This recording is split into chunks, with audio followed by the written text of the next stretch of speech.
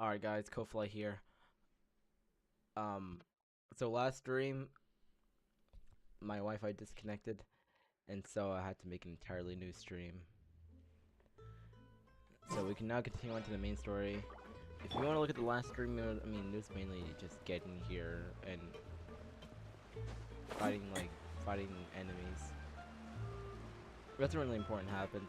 You might as well, just skip to this stream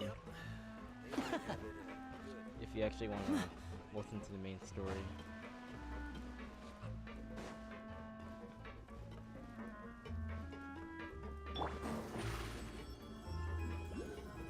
Surprise! Ooh, Hydroculus. Ah, dang it. Maloose, we're back! Apologies for the wait, demoiselle, and our most important partners. You said before that you still had some business at the court. What brings you back to Poisson so quickly? About that. It's because my partner here reminded me of something really important. You see, what if my father's case had something to do with water from the primordial sea? You still remember, right, Maloose? On that night, it was raining? Yes, the case was quite similar to that of Mr. Linney's. Both were what you'd call impossible murders. Could the mastermind be the same person? Could you tell us a bit more about what happened before? Yeah, of course. Many years ago, something called synth began to gain popularity in Poisson. At a glance, it was a kind of drink that could excite your mood and produce many pleasant hallucinations. Wait! Didn't that guard guy who turned into water also mention that the primordial water could be used to produce some kind of potion? Yes, he did. Considering what we know now, it's almost certain that synth is created using water from the primordial sea. If you drink synth for an extended amount of time, you'll suffer many side effects, such as losing the ability to focus or control your emotions. And if you were to stop drinking it completely, you'll experience flashes of paranoia and anxiety while lacking energy to do anything. It's an extremely dangerous substance. As he oversaw Poisson, my father was compelled to put a stop to synth abuse and called for a complete ban of it. Boss's uncompromising attitude incurred the synth vendor's wrath, but no matter how much they threatened or bribed him, he refused to yield. Not only that, Boss became determined to find the mastermind behind the synth operation and put an end to the problem once and for all. Yes, but the enemy was very cunning. So he could never get anything out of the dealers, all of whom only sold the stuff and weren't privy to the rest of the operation. Recognizing that, my father decided to contact the dealers in secret and cultivate personal relationships with them. Finally, he was able to convince someone to become his informant. The man's name was Jacques. He felt greatly ashamed about his work after seeing many families destroyed by synth abuse. That night, my father hosted a banquet at his countryside estate. He planned to meet up and exchange information with Jacques over some food. But then, we heard 2 gunshots from the courtyard. We raced to the scene and found my father, still holding a gun, and Jacques, who was already dead on the ground. Huh? How did that happen? Aren't they on the same side? Sounds just like Lenny's case, doesn't it? In both cases, the culprit seemed obvious, but neither appeared to have any motive at all. Looking back on it, though, I now believe the most important clue was something we all overlooked at the time. There were pieces of clothing left at the scene. So they could have belonged to someone who got dissolved? Precisely. It's all thanks to you that I made the connection now. Back then, we all just thought they were some costumes that Jacques used to disguise himself at the banquet. But, considering it now, it's almost certain that they belong to a third person at the scene.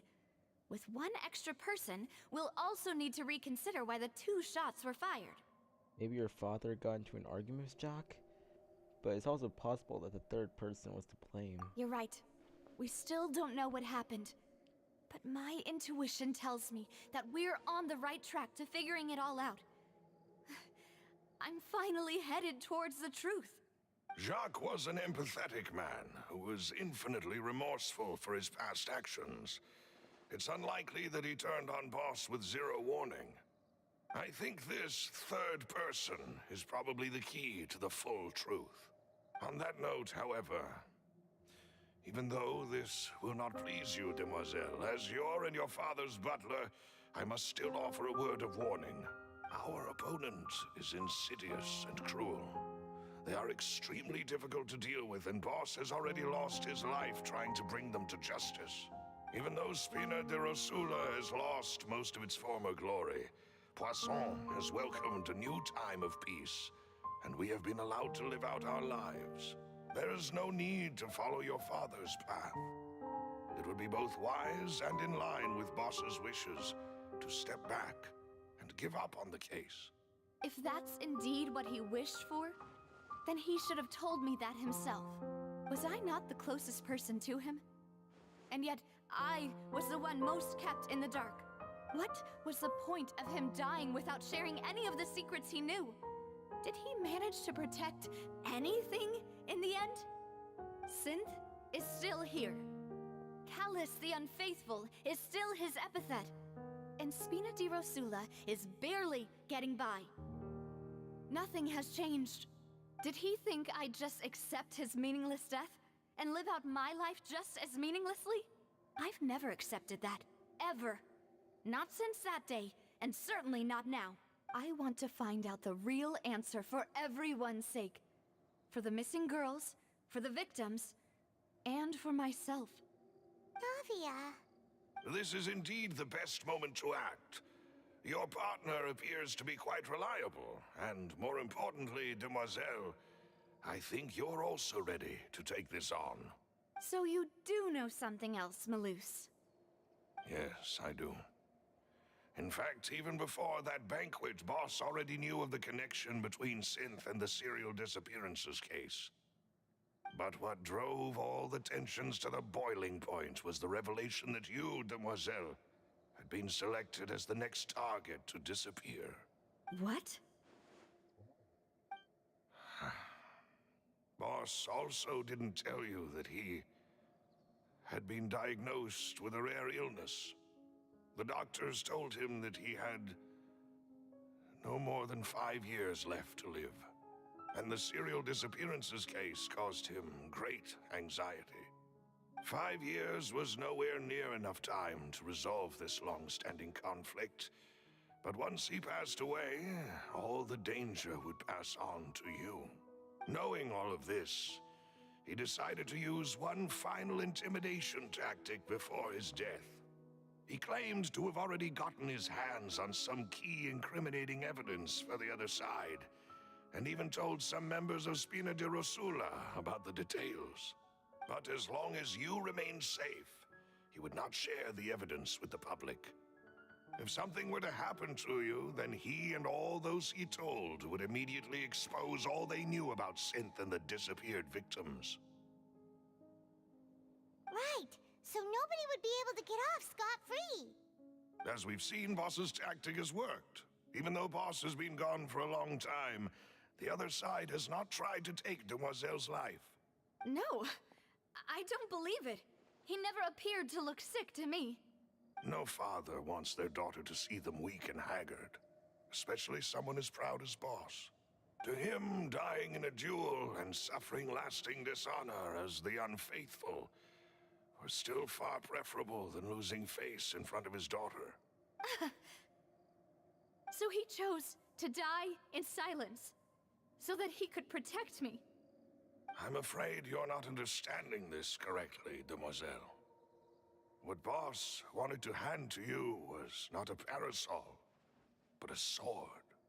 If Boss's spirit could hear you telling me that you want to find the answer for the sake of everyone involved, I'm sure he'd be extremely proud. That fool.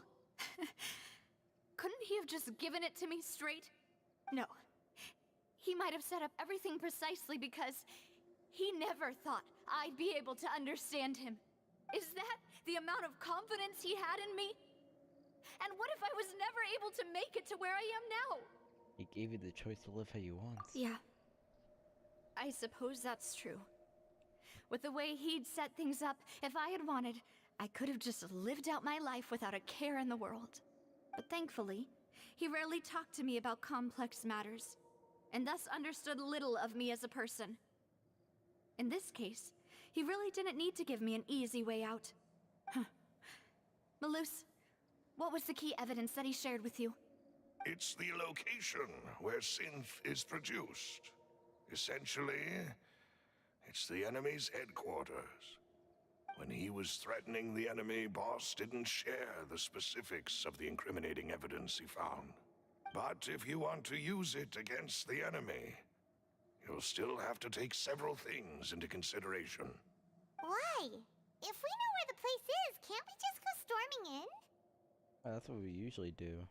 You mustn't forget that we're fighting against a mysterious and dangerous organization that's been in operation for decades. There's no telling what might be lying in wait at their headquarters. We also have no idea what kind of evidence we may be able to find inside, nor what people we may be able to capture.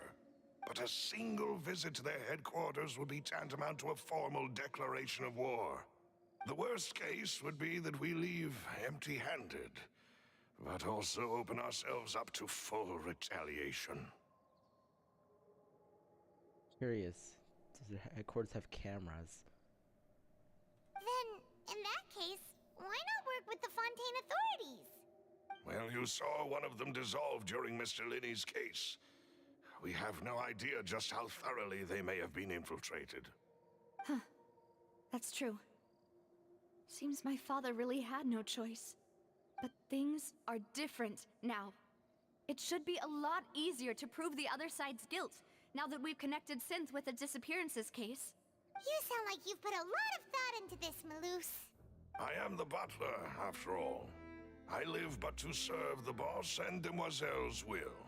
I've always been willing to take on any kind of risk for your sake. But considering my relative lack of ability, I've spent my time keeping secrets, performing basic investigations, and waiting for the right time to come.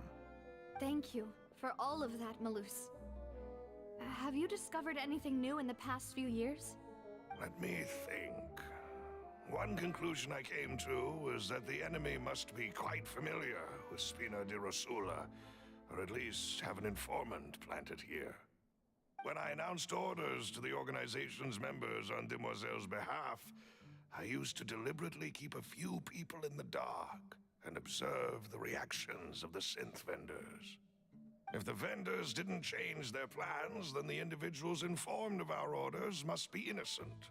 If the vendors packed up and fled, however, then someone must have given them the news. After several rounds of testing and investigative tracing, I've narrowed the suspect list down to 3 people. The first is Florent, Spina di Rosula's senior advisor. Huh? Florent? Yes, surprising, isn't it? He was one of the people Boss trusted the most, which also means that he was someone who understood Boss really well. Thanks to his position within Boss's innermost circle, he always knew our upcoming plans and could thus avoid capture this whole time. There's someone else like him too. Marcel, the head of Confrérie of Cabrières. Uncle Marcel. Where's this confrérie? It's a guild in Poisson. Boss helped it to grow to its current size and prominence.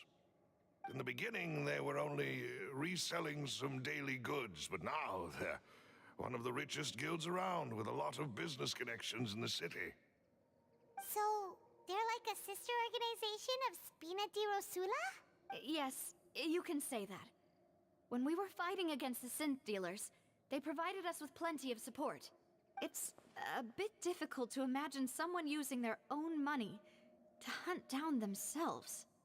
The final suspect is Thierry, the man responsible for coordinating information between Spina di Rosula and the guards. Although the guards mostly leave us to our own devices, there are still many activities we have to report to the local authorities. Since Thierry is always in the know about our current activities, he could theoretically always plan one step ahead. I see. These are all people who I communicate with quite regularly. To think that the enemy we've been fighting against has been right next to me all along, among those I trust the most. It's almost too hard to believe. If you want to investigate them, please take every precaution to not alert the quarry. Judging from our experience, the enemy is extremely cautious.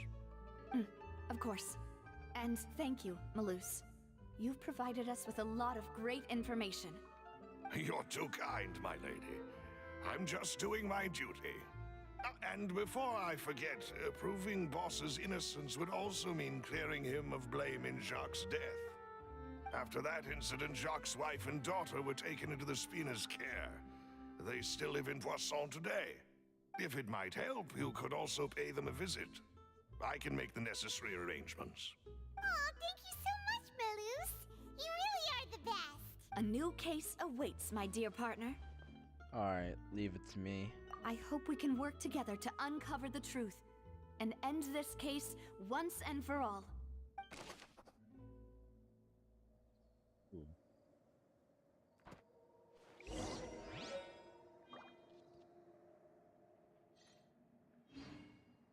Okay, we're gonna visit Jock's family. First off, for the Hydroculus. I'm gonna get the Hydroculus.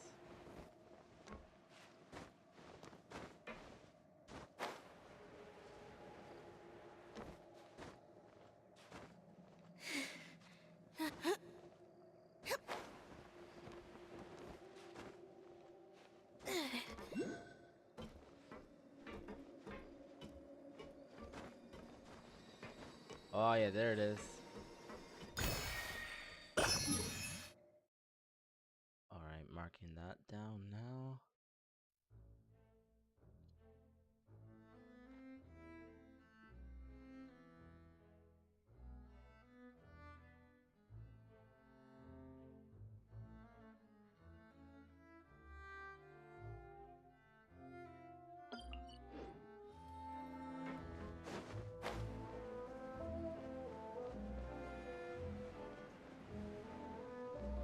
Hold on, before we begin the next step, I'll be right back.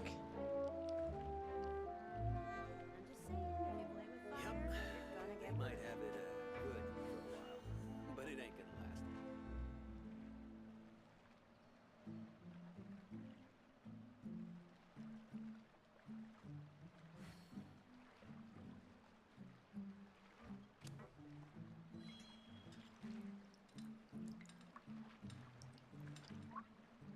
I'm just saying, if you play with fire, you're gonna get burned. Yep, they might have it good for a while, but it ain't gonna last.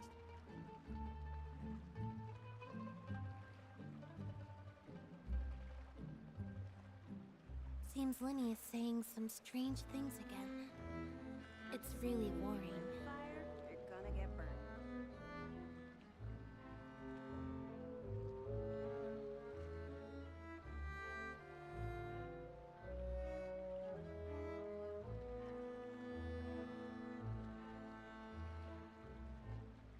Yep, they might have it good for a while, but it ain't gonna last. I'm just saying, if you play with fire, Entering you're gonna get standby burned. mode. I hope nobody disturbs me.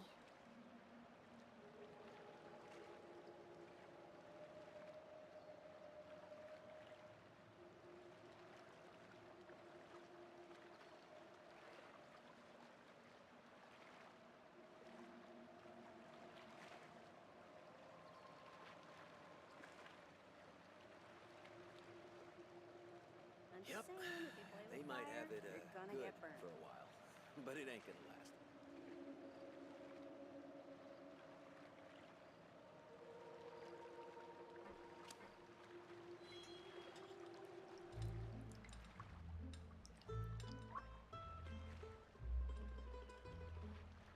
I'm back, guys. Alright, let's continue this next step. I'm just saying, if you play with fire, you're gonna get burned. Step on us! So their base here is almost like a whole entire town.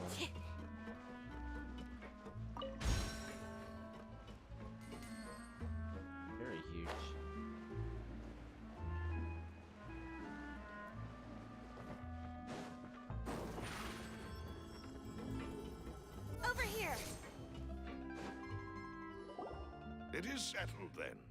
Please excuse me and enjoy your conversation at your leisure. Thank you for arranging everything for us, Malus.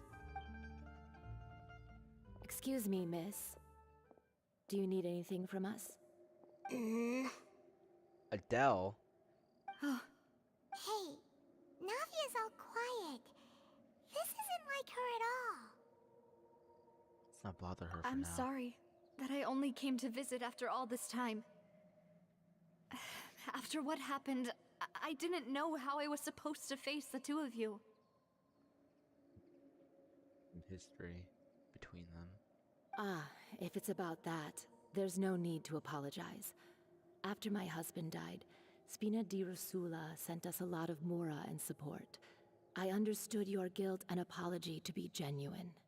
But aren't all of those things nothing compared to the loss of Jacques? I can understand the kind of pain that comes with losing a father so needlessly. You don't understand at all. I didn't know how to face you, because I didn't know what I could possibly bring as a consolation gift. I know only the full truth could bring closure to you, and to all of us. I'm sorry. I appreciate the sentiment, but you don't have to carry all that guilt. On the matter regarding my husband, my daughter and I have more or less found our answer already. Would you mind sharing it with me? I really can't believe that my father could ever bring himself to shoot Jacques. I always knew that my husband's money was earned through others' suffering. He told me countless times that if he could turn back the clock, he would never go into the synth business again. He had many regrets, and felt that he took the idea of providing for his family too literally. For the longest time, he thought Mora was everything. So when Mr. Callis came to him with a proposal, he accepted it almost immediately. He tried to be as careful as he could, but even so, he was still found out by the higher-ups. They found out about his betrayal? Papa didn't say that exactly, but Papa did tell me that I should never be ungrateful. Before he left that day, he told me that he had no choice. It was only later that I realized it was his final farewell to the two of us. Wait, does that mean someone ordered Jock to take out Callus? I don't know that for sure, but you could say that's the conclusion I eventually came to. Which is why I'm the one who should feel guilty. Callus had always taken great care of us, both when he was still alive and after he passed away. Even if he fired the shot that killed my husband, it was likely in self-defense. It is impossible for me to hate him for what he had done. But Mama, why is Papa still the bad guy if he did the right thing? Papa always wanted to be a good man, so why did he have to do a bad thing in the end? Well, things aren't always as they seem. You still feel like your papa was a good man, right? Yeah, Papa was a really good man. The best in the whole world. Then you should hold on to that. If a good man had to do a bad thing, then he must have had his reasons. Regardless of whether he left you a parasol or a sword. He must have done so to give you a better life. Oh, Thank you for everything you've told me. I will definitely find the truth. The current state of things is not something I'm willing to just sit back and accept. Thank you. I'm very grateful to hear this from you. Even though your personality is quite different from your father's, your determination when you speak is really similar. You really think so? That's the first time anyone said that to me. Jock's family believes that he has struggled greatly with the order to kill Callus. Did Callus act in self-defense, or is there more to the incident? Oh my god, Lynette's I'll leave my glitching. husband's case to you. thank you, Miss Spina, and Miss Spina's friend. Are you okay, Navia? I'm fine. Don't worry. Let's investigate the 3 suspects next. gunshot should be nearby, and we should be able to find Thierry and Uncle Marcel in the city. I'll get myself together on the way, so please don't worry.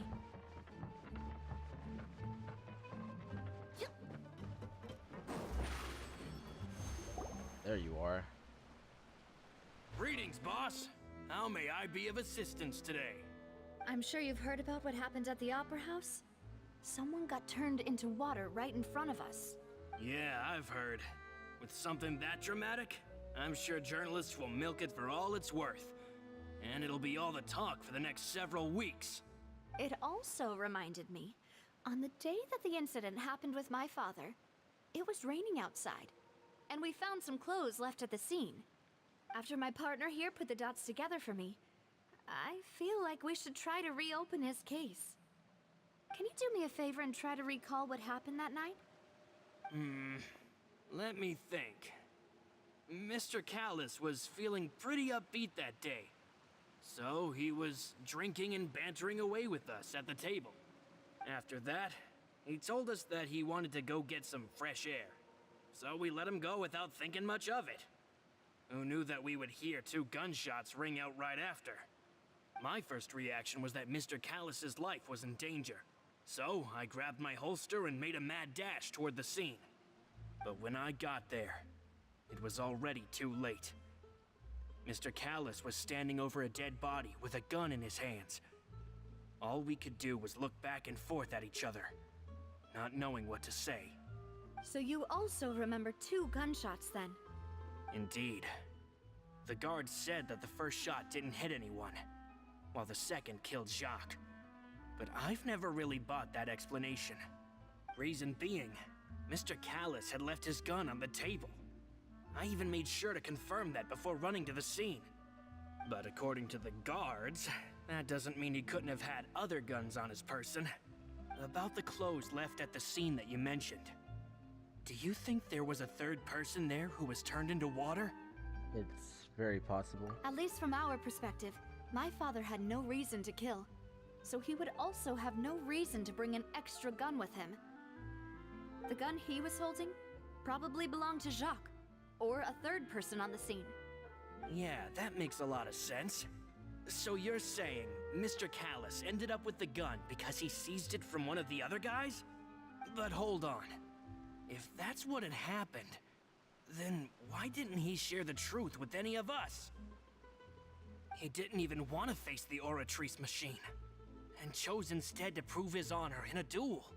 Did he lose all faith in the courts after seeing someone dissolve right in front of his eyes? About that, Malouse told me a thing or two.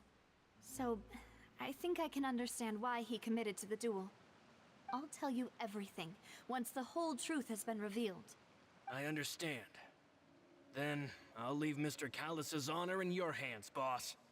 And if I may just say one more thing. The whole Callus the Unfaithful epithet has been a thorn in my side since the day it was invented.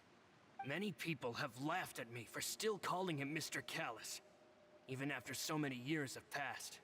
But it was Mr. Callus's trust that allowed me to rise through the ranks of Spina di Rosula and live the life I lead today, no matter what others might say. He'll always be the man I respect the most, and he'll always be my boss. Don't worry. I will definitely find the truth. You and all our other comrades at the Spina deserve to know the truth as well.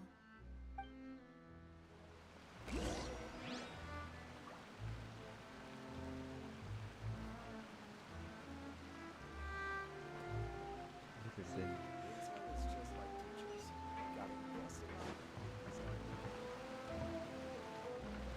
Oh, the Hydroculus is underwater.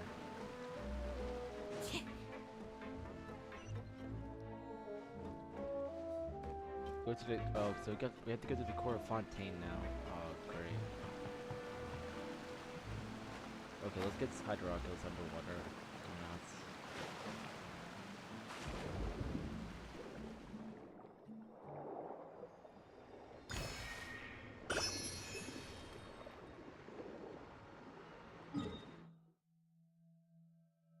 God. Man, the music it plays is so mysterious once you get underwater. Jeez.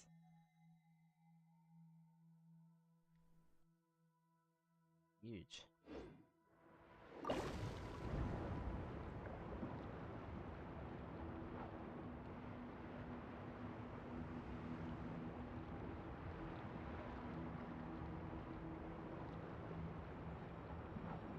Let's get to the court of, see if we can get all the way to the court of Fontaine underwater.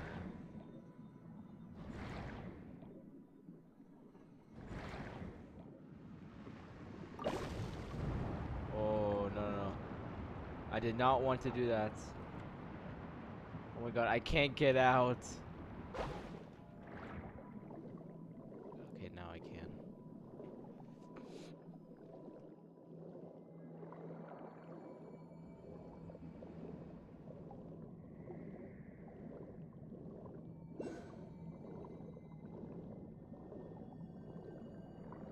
Or hydroculi.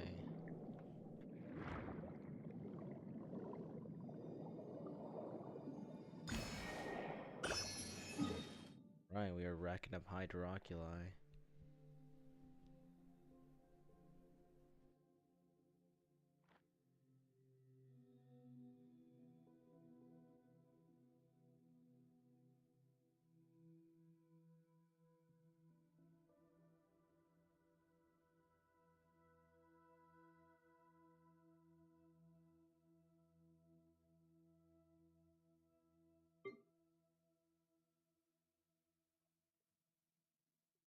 Oh, wait.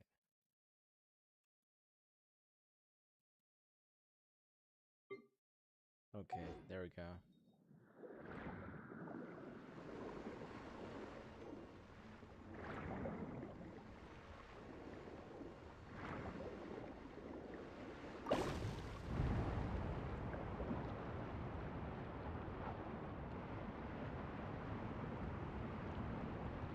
This is the first time I've actually like went underwater in Fontaine. So far, it's pretty fun.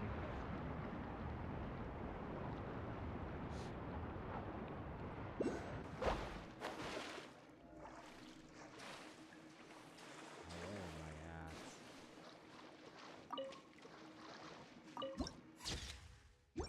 Graveyard ships.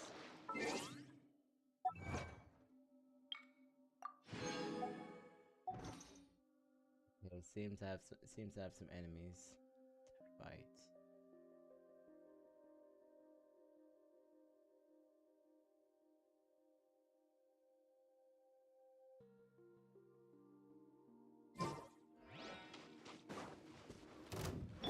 Wipe out! By royal decree.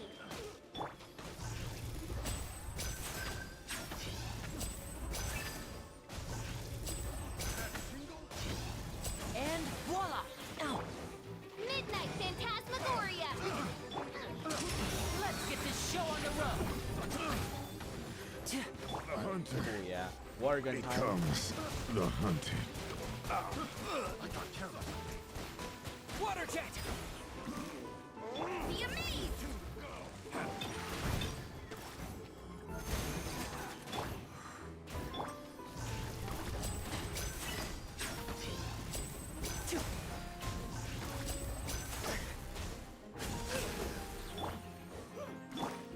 Odds revealed by over here.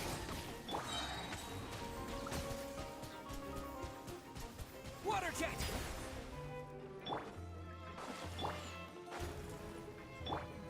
Bombs away!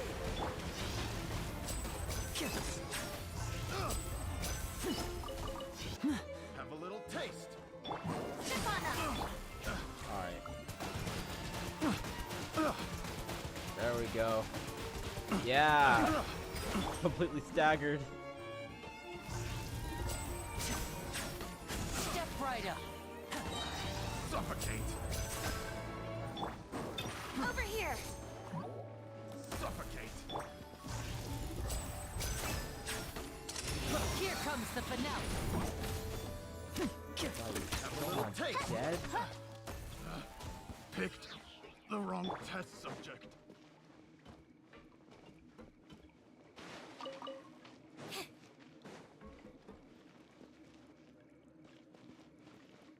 There's even a dog here.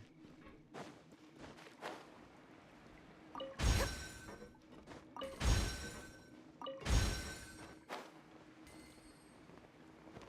did it even get here?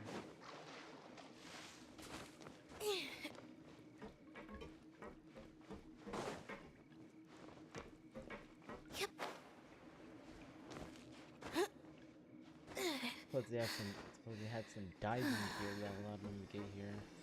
Wait, how did the ship get here? So many questions.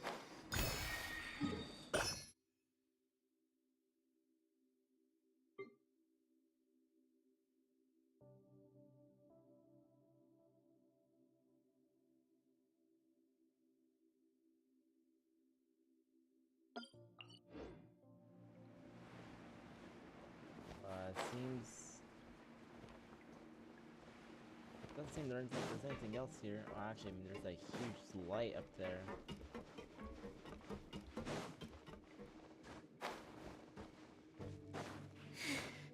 I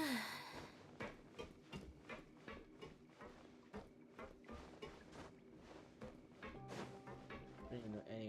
Can I get up there? Nope. Oh, there's nothing. Oh, dang it.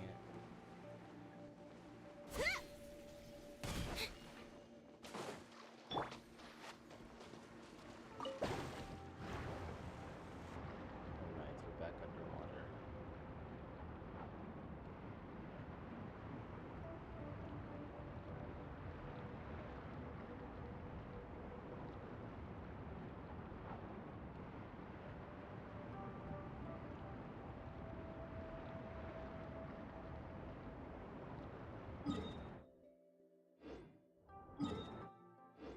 Wreck.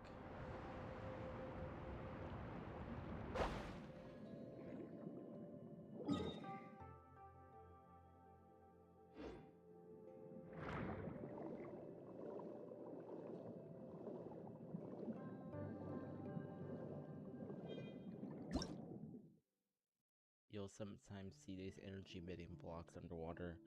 Touching them will cause your character to absorb the energy within them, restoring aquatic energy and HP. Okay, we just absorbed the energy.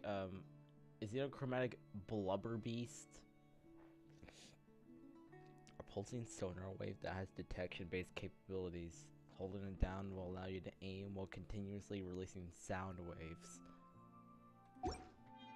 Oh, that's interesting.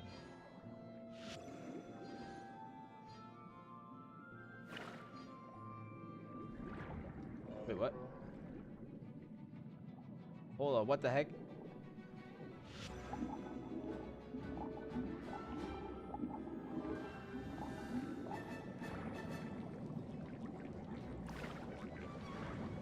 I don't even know. How do you fight underwater?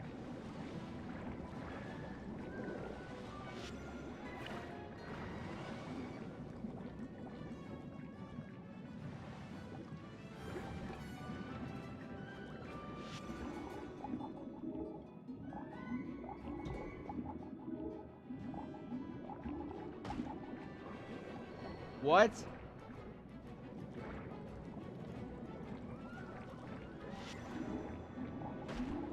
Oh my god.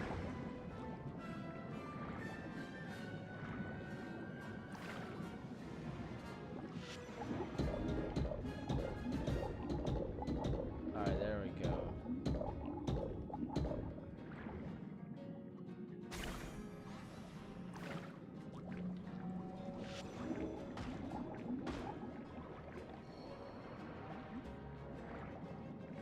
Oh my god. Things are not looking good right now.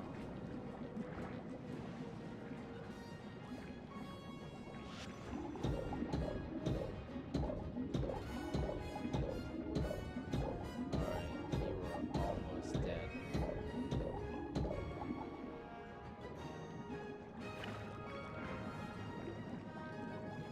Okay, what did I just detect? Underwater pneumosia energies. Oh no! Yeah, most characters from Fontaine have an Arca, and thus can use their attacks to trigger energies corresponding to their Arca attribute underwater, without the use of new pneumosia blocks.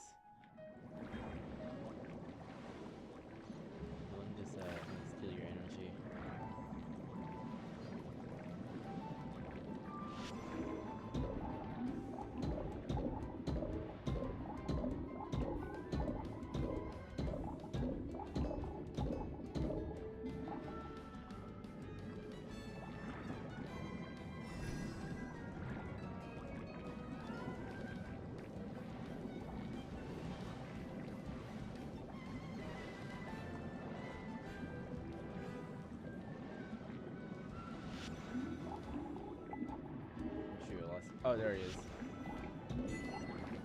Yeah. Yeah, that's what you get. Seal.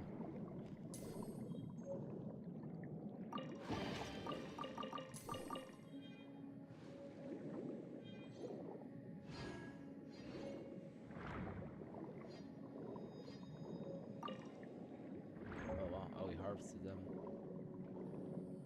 Tidalga.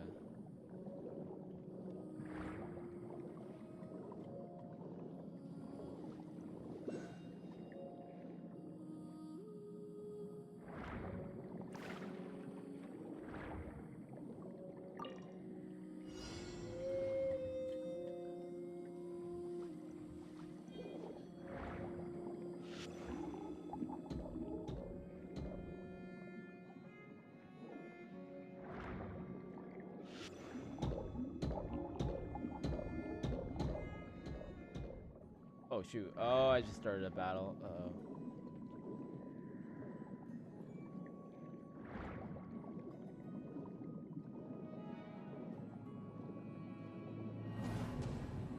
Oh yeah. Oh, I see him. I see it now.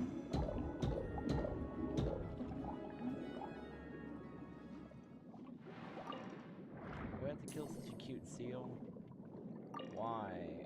Why did we have to do that?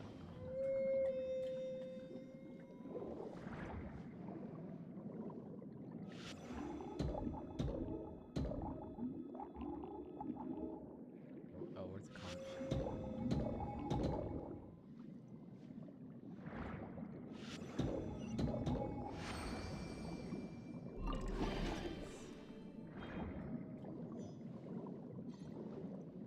Ooh, Hydroculus. Teleport waypoint. An underwater teleport waypoints. Sweet.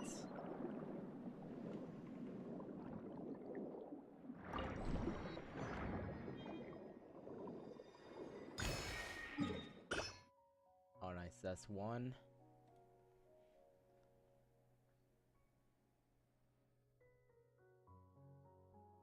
Mm,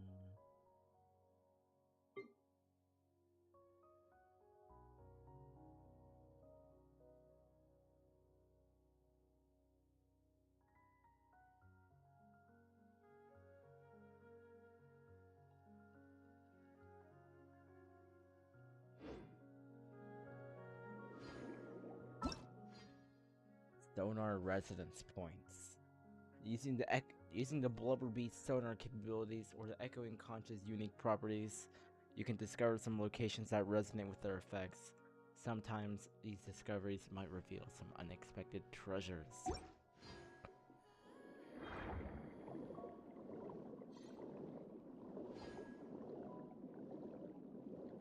Some giant crabs. I'm gonna take your ability. Let's see what it does.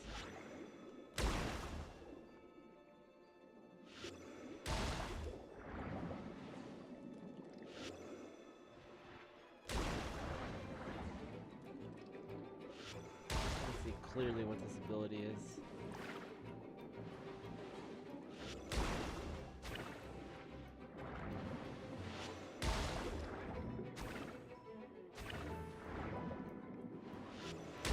Oh, so this little grabby thing also counts.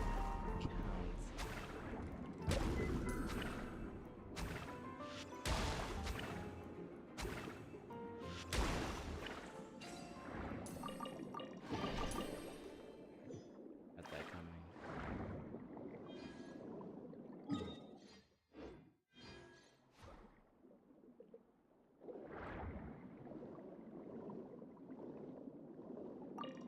And now what is this? A stern shield crab? An aquatic life form that has embarked on a unique evolutionary track due to Fontaine's environmental factors. When under the effects of pyro, it can unleash fiercer elemental attacks and possesses even stronger defensive capabilities. If you use elemental reactions to remove its elemental shield, things should be easier to handle. Oh yeah, that crab I just stole its abilities from. Creates a heavily armored shield capable of releasing shockwaves that can shatter stones. Holding it down will continuously expand the shield, and when you when you release a skill, this will release a shockwave in the direction you're aiming. If you are attacked during this time, it will unleash an even stronger energy bolt.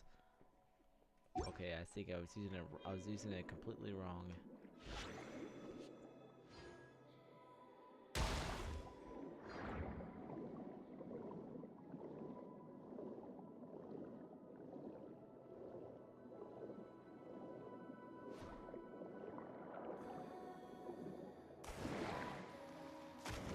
What? Oh, that's cool.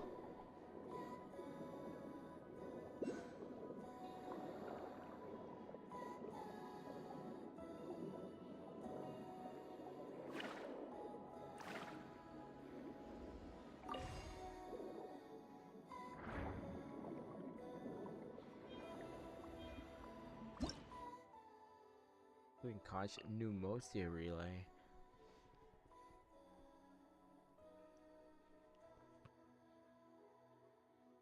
Okay, so light. So this light. So light is Numa, and then this dark one is Osea.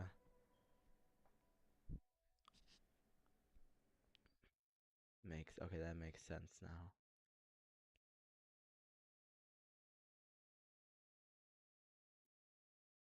It's gonna take a while for me to remember it. Among the three, these states can be altered when attacked by their opposites. Among the three, the balanced state should be the proper state objects exist in. But as with many things in the world, what is proper is rarely what is common. Now, echoing conscious. This seems to be a special biological device made by some ancient civilization in Fontaine, created for various types of training. When activated, it generates visible sound waves that can detect invisible objects nearby. Oh, that's cool.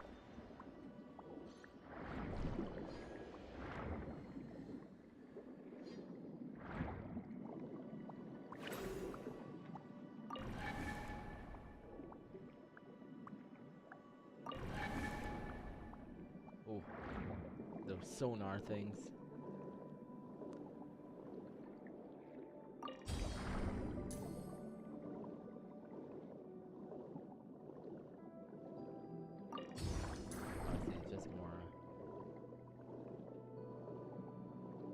Is there an Osea block up here? Oh, there is.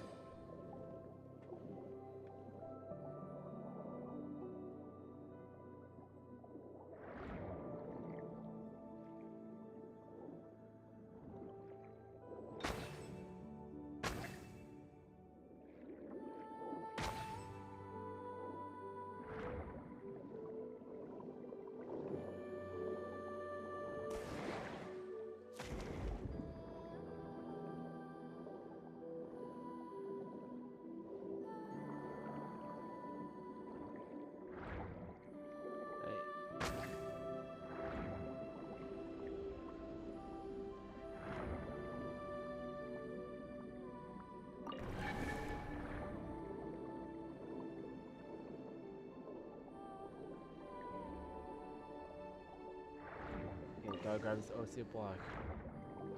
I had to be fast, it seems. Okay. Alright. There you've been...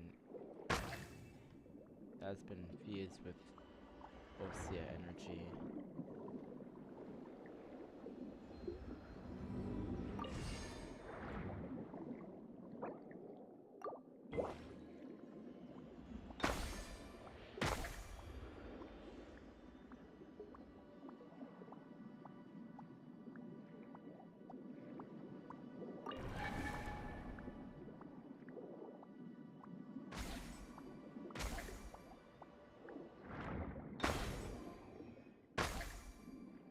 Oh. Oh, I see. Okay, so from Osea, there we go. Oh my.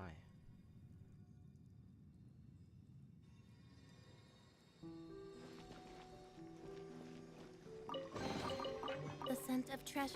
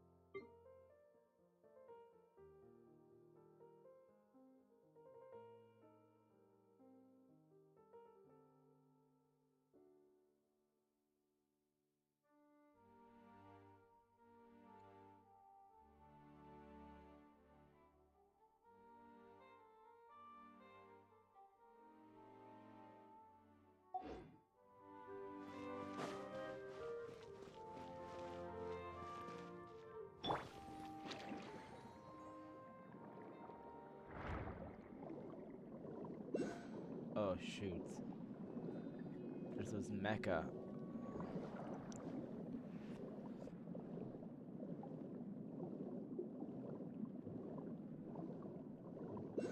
I need some of those healing fish.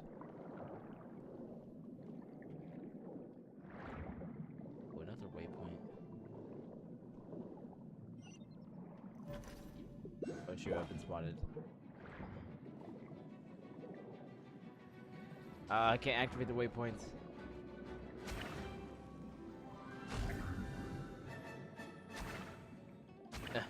Yes, use my rope.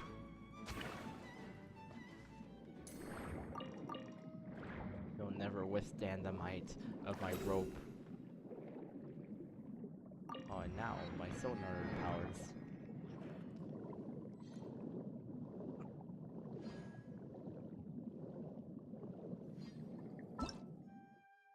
Underwater survey mech.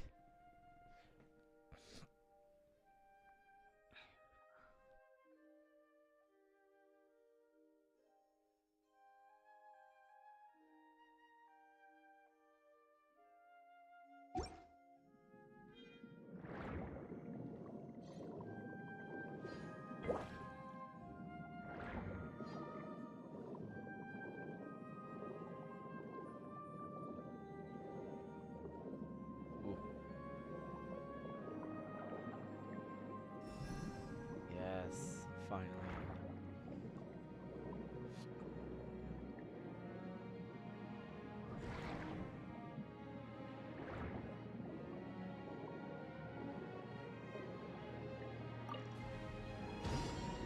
Oh, what the heck? Bullet barnacle? Oh no, give me a sec. I need my shield.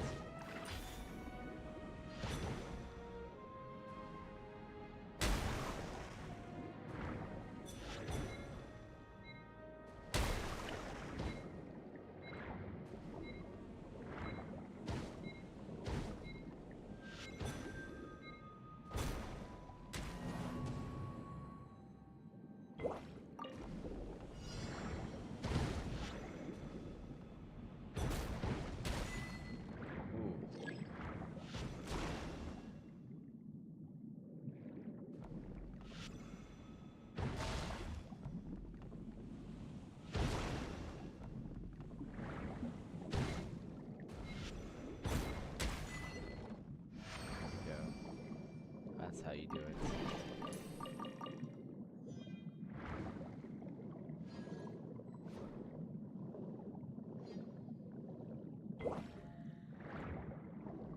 Oh no. Ocean Circuit Judge? Do I want to fight you?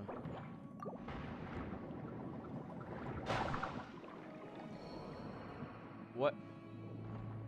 Are you serious?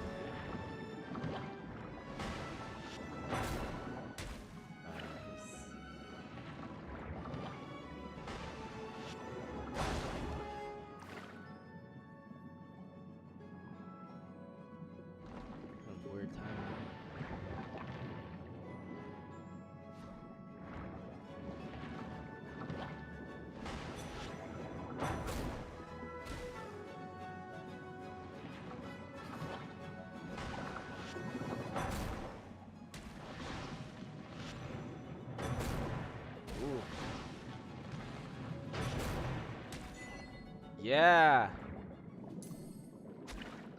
Oh shoot. Oh, it's a bunch of little crabs now.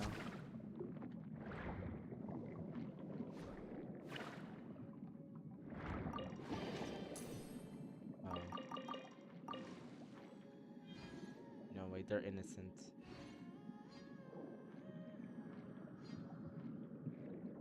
They're not doing anything.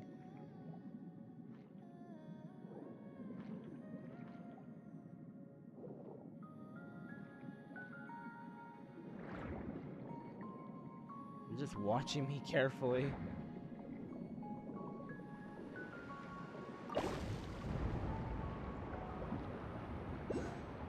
Currently.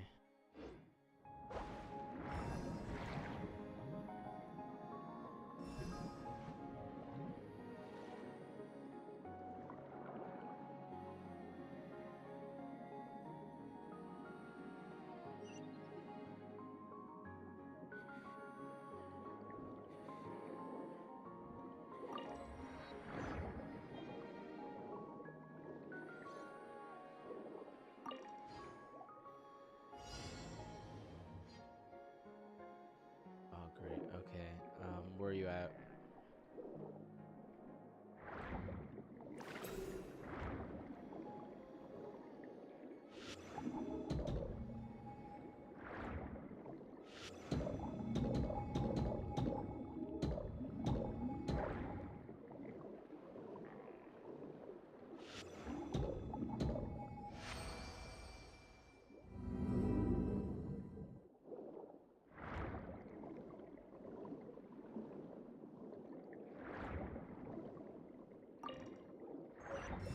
Mineral conch.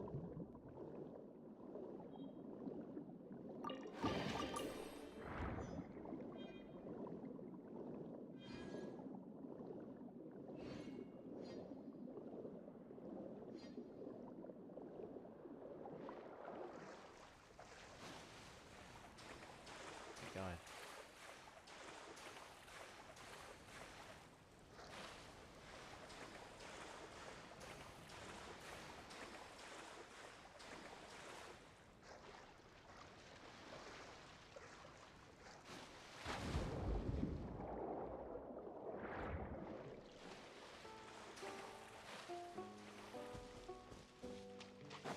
Okay.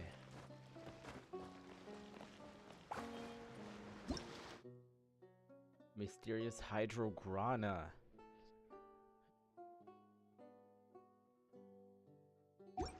Oh, interesting.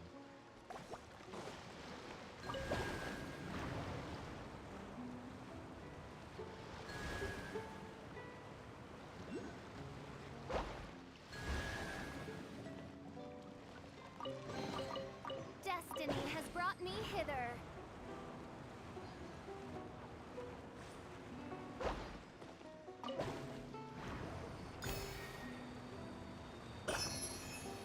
Oh, By royal decree.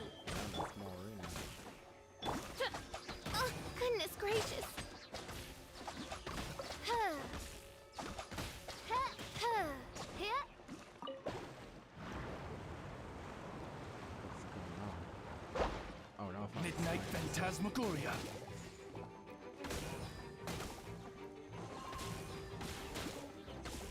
Huh, huh. Huh.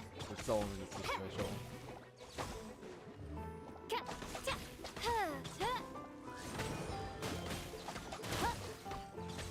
Hit. Huh. Huh, huh, huh. Huh.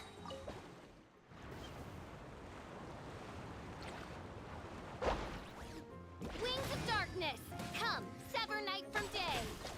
Huh. Ta. Huh. Hit. Huh. Ta. Huh. Hit. Ta. Hit.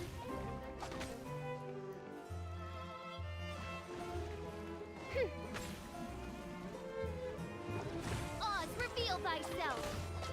Huh. Hit. Huh. Huh. Huh.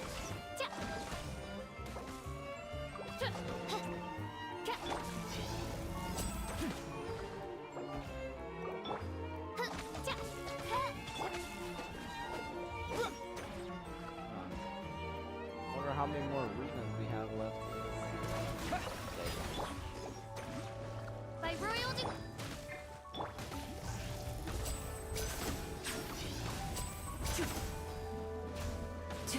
Now disappear! My Lenny's like... Shadow Ray.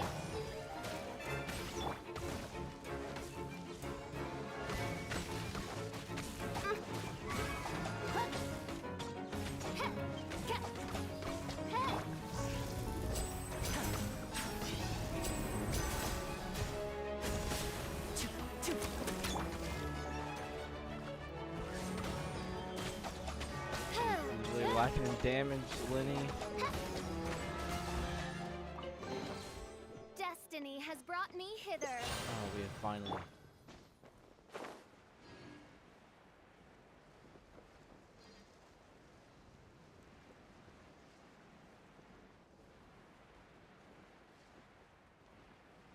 So it seems like the sea levels really are rising, because this seems to be a part of once was the quarter.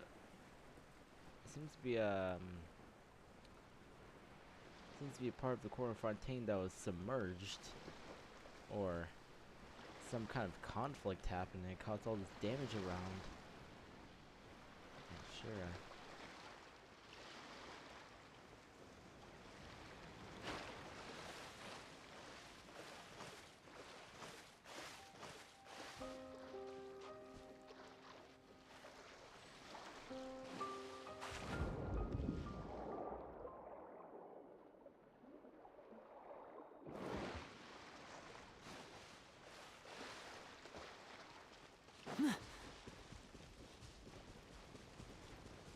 Alright, we have made it to the court of Fontaine.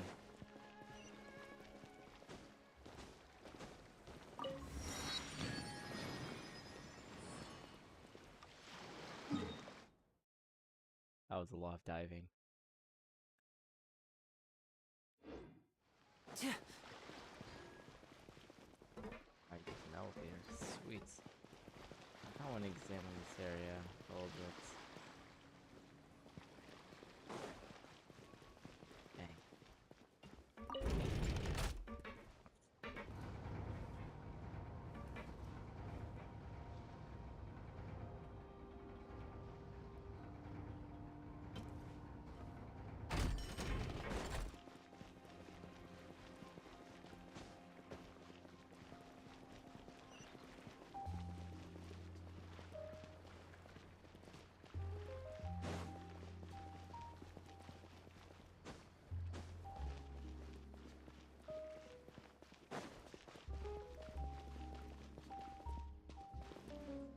Something aquabus that goes through here.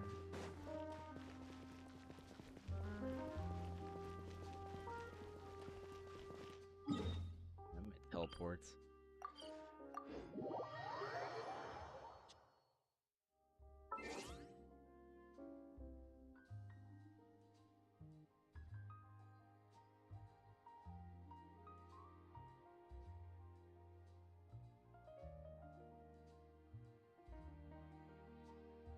Okay.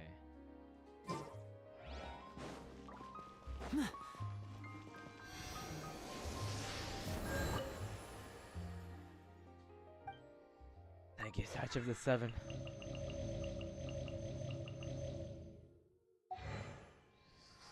Alright, now we can move. Now we can continue. Alright, Thierry, what do you have for us? Hey, Thierry! It's me! Oh, now, what brings you here, Miss Navia? I've heard that you made quite the name for yourself at the Opera House.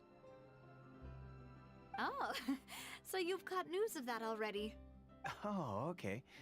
Hey, I'm also a member of the guards, you know. The way you make it sound, people would think I was sent off to Poisson because I had done something wrong. Are you sure there isn't a little bit of truth in that? Under normal circumstances, shouldn't you have been called back to the city already? I mean, where I work is really up to me. Let's just say I enjoy the ambiance of Poisson.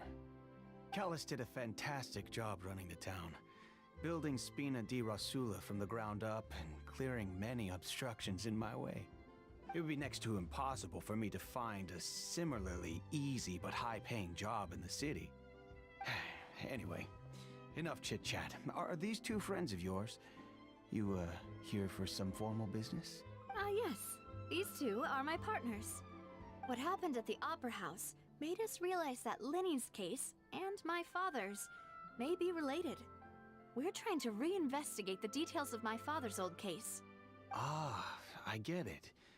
You think there might be more to the case now that we know people can be dissolved into water, right? I was also flabbergasted when I first heard of it. If you want to go through the original files from your father's case, I can help you look for them. That'd be much appreciated. Thank you. Actually, I have another question. Do you have the authority to dispatch Gardamex? Of course. Without them, I couldn't possibly handle Poisson on my own. Why do you ask? We definitely can't use them to forcefully get more evidence for your father's case.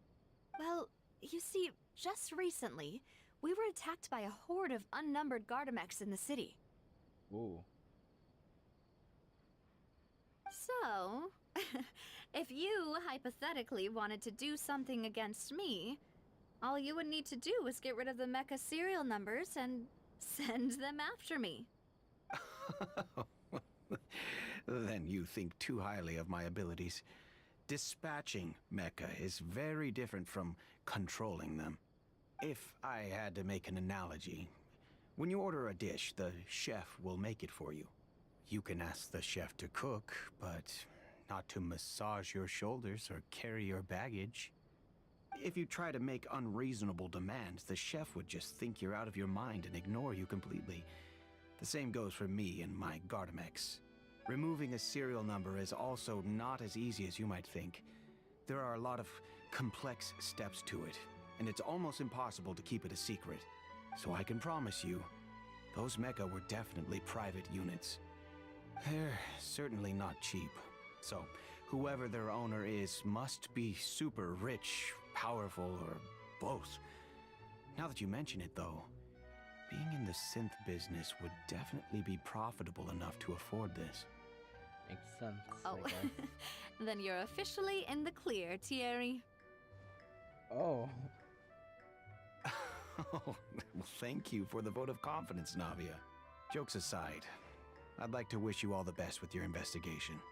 I'll be staying in the city for a little while, so just come find me if you need any support from the guards.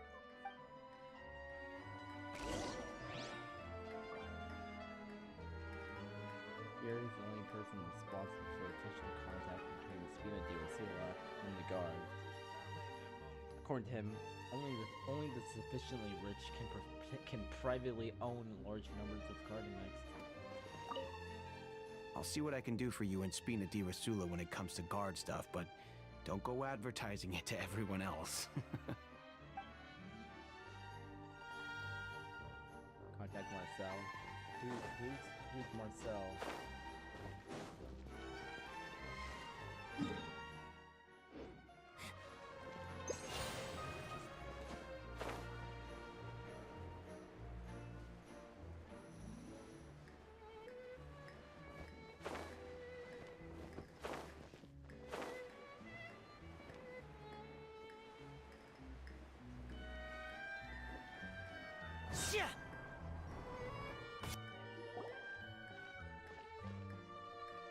Hello.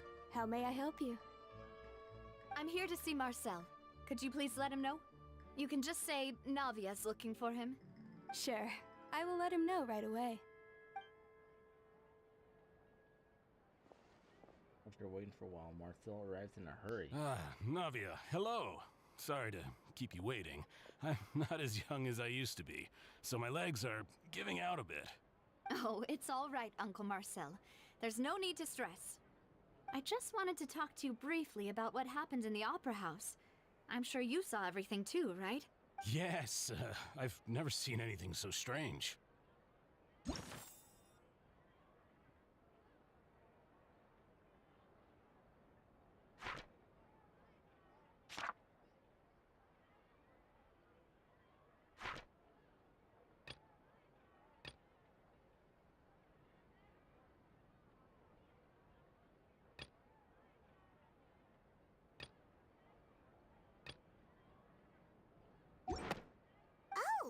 You were at the Opera House too? That's right. I went there with Navia to see the magic show. Who knew it would turn into a whole murder mystery? I also witnessed your marvelous sleuthing work. Quite impressive. To beat the Hydro Archon at her own game on her own turf, I can already imagine everyone in Fontaine discussing your exploits over a few glasses of wine. Oh, Paimon doesn't want to become the talk of drunkards. Apologies. It's just how Fontaine is as a nation. Everyone loves drama and theatrics. Uncle Marcel, you've also noticed that other thing, right? The fact that humans can dissolve in water? Yes, I was reminded of your father's case right away. Is that what you're investigating now? Exactly. I still don't have much solid proof, but I can sense that the other side has already begun to act. Oh, and what makes you say that? We were attacked on Araneus by some unnumbered Gardamex. And there was also an attempt to get me to drink water from the primordial sea. If not for the vigilance of my partner, I probably wouldn't even be here talking to you right now. Oh, you're giving us too much credit. Wasn't it you who protected us? Alas, it seems things are heating up again. The peace that Callus sought so dearly will soon become a thing of the past. But rest assured, Navia, Poisson will always remain a safe haven for you. If you're scared, you can always return there. If anyone dares to lay their hands on you there, the Confrérie of Cabrières will use its funds to the last Mora to bring them to justice. No, but this organization does. Thank you, Uncle Marcel. But I don't intend to go into hiding. I'm going to strike while the iron's hot. Do you have any new thoughts on my father's case? About that. Sorry, my age is catching up with me, so it'll take me a while to recall my memory. The Confrérie was responsible for that banquet, so I was out and about the whole time making sure things were running smoothly. I didn't even have the time to drink with the guests. Then I heard the sound of a gunshot, and the rest was history. Oh, it's okay. No need to push yourself. We'll ask around some more, see if there are any valuable clues elsewhere. Sounds good. Just let me know if you ever need Mora. All my wealth comes from Callus's patronage and support. I'll spend however much it takes to clear his name.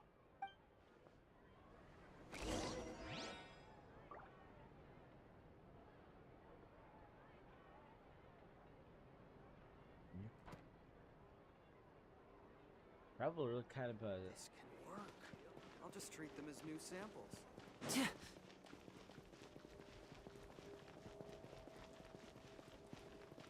Traveler seemed kind of suspicious of what he said. Interesting. I wonder what we know. Like, I wonder what he knows that we don't. We've talked to all three suspects, purely based on their conversations with me. None of them sounded particularly suspicious. Yeah, none of them really stood out as a suspect. I suppose that's to be expected, though. If a single conversation's all that's needed to find them out, then my father wouldn't have needed to investigate the case for so many years. Anyway, even though we didn't make a breakthrough, let's still compile what we were able to find. But where should we start? Jock's motive. Ah, you're right! Flora mentioned that Callus probably only ended up with the gun because of circumstance. That makes sense. According to Jacques' family members, he already told them that he had been discovered, and that he had no choice before he left home that day. If I had to guess, he probably received an order from the synth boss to kill my father. Had he refused, he and his family's lives would have been forfeit. So, Jacques fired the first shot? If I was Jock, I wouldn't have fired a shot at all. Oh? And why is that? Could he guarantee his safety after killing Callus? Could he guarantee his family's safety after killing Callus? Ooh, that's a good point. Jacques probably already knew that he was just being used as a tool for murder. And once he had completed his mission, he'd be of no more use to his boss. So, what would make more sense from his perspective would be to turn his back on the Order and seek protection from my father. Means the third person was the one who derailed everything. Makes sense. But without evidence, that's still just a theory. Besides Jacques, the attack from the Gardamex has been bothering me quite a bit as well. It's obvious that our enemy has become more antsy after the secret of the primordial seawater was revealed. Do you think he knew, even then, that we'd follow this lead to the end? Given everything that's happened since, it's quite possible.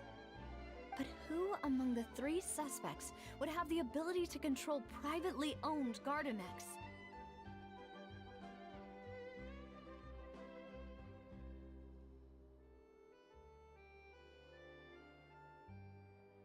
Marcel. Uncle Marcel? My father did really trust him. And they worked together on a large number of projects. Maybe that's how he got to know Jacques. And with funds from the Confrérie, he could also afford a large number of Gardamex. It's still really hard for me to imagine, though. After all, Uncle Marcel has been around since I was just a child.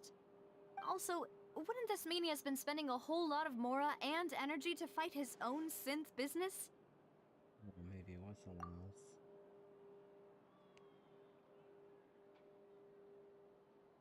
Florent, I mean, that could be possible. I mean, Theory works with the guards, so there's no way.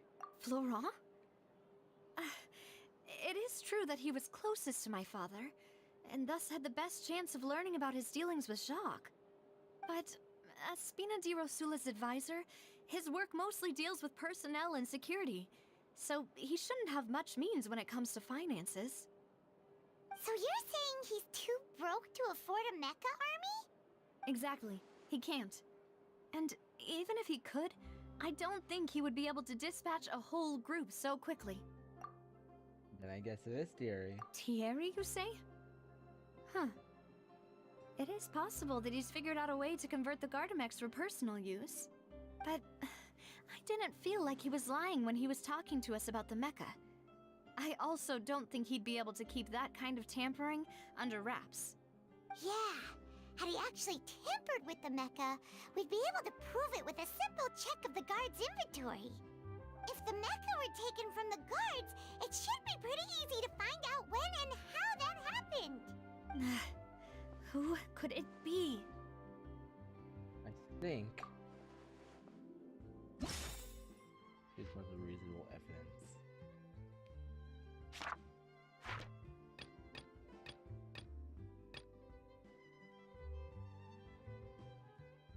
I mean, he's the only one whose recollection is foggy.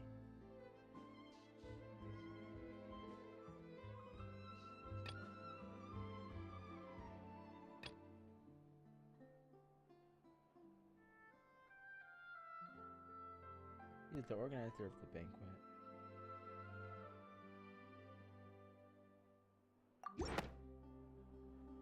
You know, if you think everything through, Uncle Marcel is indeed the most suspicious of them all. Could we be missing other suspects? Malus didn't know about the people turning into water thing when he narrowed it down to these three, did he? Malus has always been very reliable, and his judgment of others' trustworthiness has been fair and well considered. When he laid out his case for the three, the rationale he gave me made a lot of sense as well.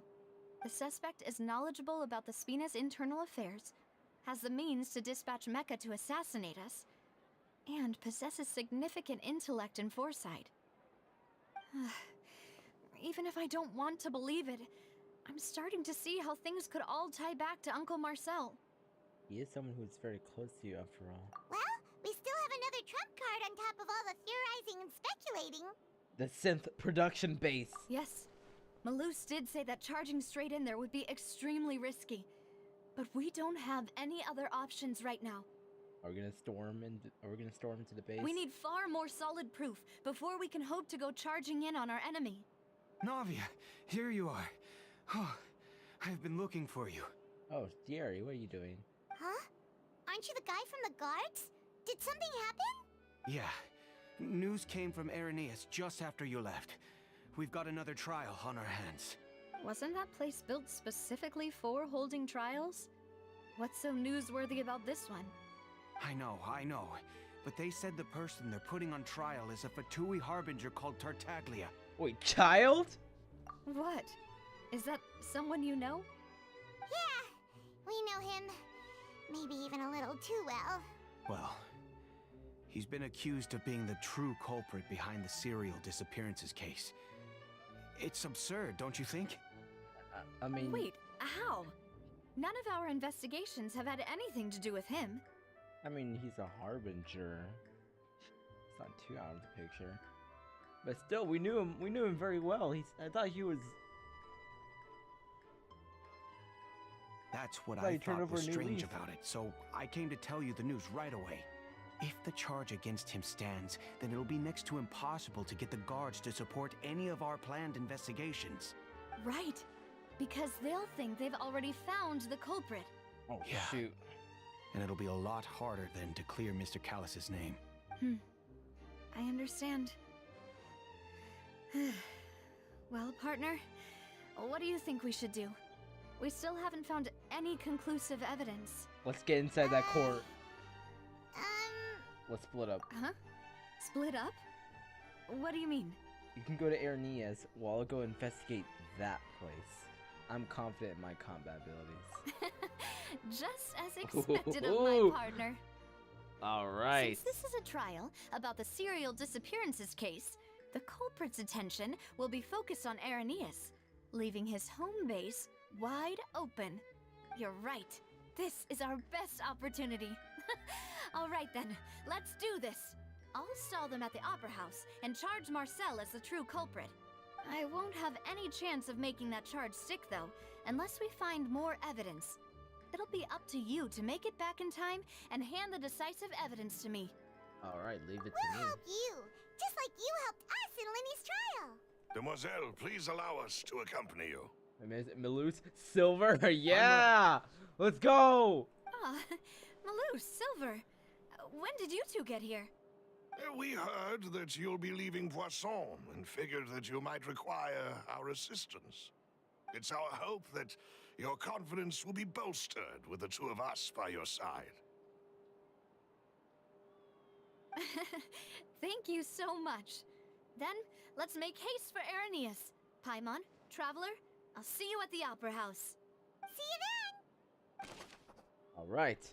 Combining the information regarding the Gardamex and the investigation results so far, it can be concluded that there is only one person who can have a large number of Gardamex in his possession and run the Syntha business without leaving traces.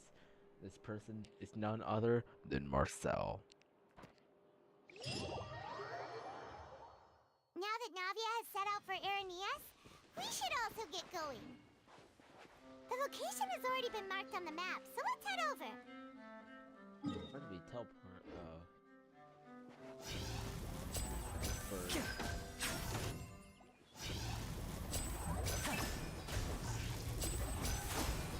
Such intense music for fighting a slime.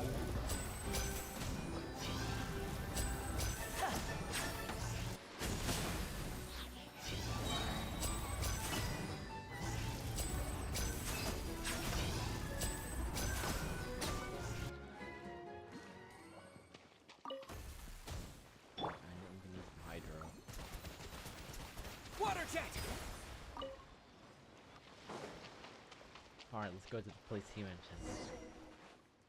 Huh. According to Malus's info, the synth production base is underwater. Let's go and try to find the entrance. Underwater? What the heck? I wonder, do submarines exist in Fontaine? I'm pretty sure they might. I mean, they have the technology to do that. It seems at this point.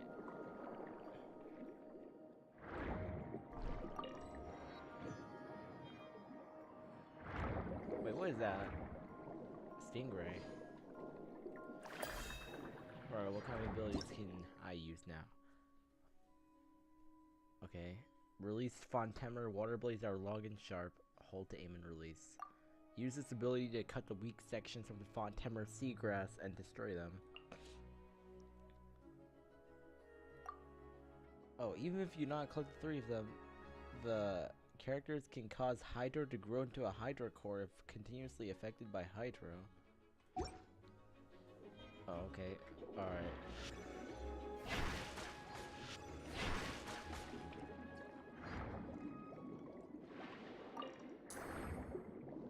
Alright, let's get going.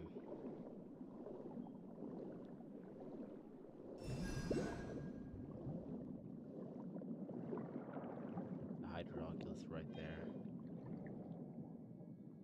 What now? The resilience and vitality of Fontaine seagrass. Some weak sections of the Fontaine seagrass will shine with a special light. These must all be completely cut during Fontaine water blaze or they will regrow. Okay, very nice. Oh my god. I'm trying to cut this grass. Oh, wait, I see. Ah, dang it. Finally found it! Huh. So this is the entrance that leads to the synth production base. It sure doesn't seem out of the ordinary at all. Well, they don't want it to stand out.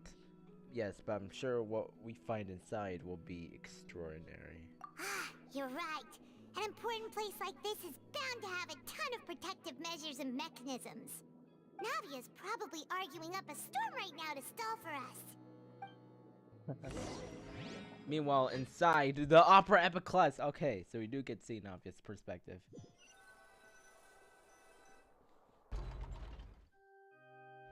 It would appear that I must repeat my question again, Mr. Tartaglia. Do you accept the charge that you are the true culprit behind the serial disappearances case? To be perfectly honest, I don't understand your country's complicated court system, or the reason why I'm being charged with something I've never even heard of. However, I did hear that people who have been charged can choose to participate in a duel to clear their name. Is that right? In which case, as long as I accept the charge, I can have an all-out fight with that champion duelist Clorend, right? I've got to admit, that's one of the most enticing offers I've ever received. No, don't accept the charge. When I privately sparred with her last time, she was obviously holding back. Real disappointing. Hey, don't you understand? You're currently the prime suspect for a major case. This isn't the place for you to be looking for fights. Oh? Sounds like the Hydro Archon wants to lecture me on the ways of the Opera House. Then why don't you duel me too? I'm the kind of student that learns best in the heat of battle. My god. No. That's not what I meant. I've heard a lot of people saying that the Hydro Archon is extremely weak. This kind of disproves that. Alas, it would appear that communication with the defendant is going poorly, and we have made very little progress. In that case, let me explain everything from the very beginning again. The goal of this trial is to determine the culprit behind the serial disappearances case. That case had nothing to do with him! You've got the wrong man! Huh? What's going on? Why is she interjecting again? I told you it couldn't be one of the Fatui Harbingers. Yeah. Miss Navia, this is the second time you've interrupted the court proceedings. I only tolerated your behavior last time because you were able to provide the court with a key eyewitness. But that was an exception rather than standard court protocol. I can very well charge you with contempt of court for your interjections. Oh, please!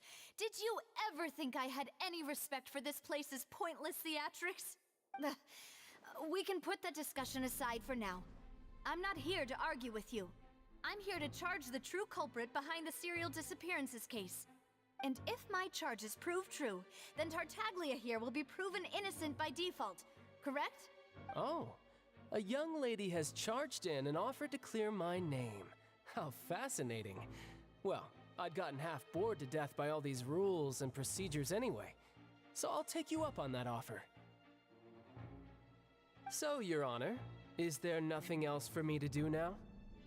You may take a seat for now in the audience, but that doesn't mean the suspicions against you have been lifted. Now then, Miss Navia, who is the person you would like to charge instead? That person is...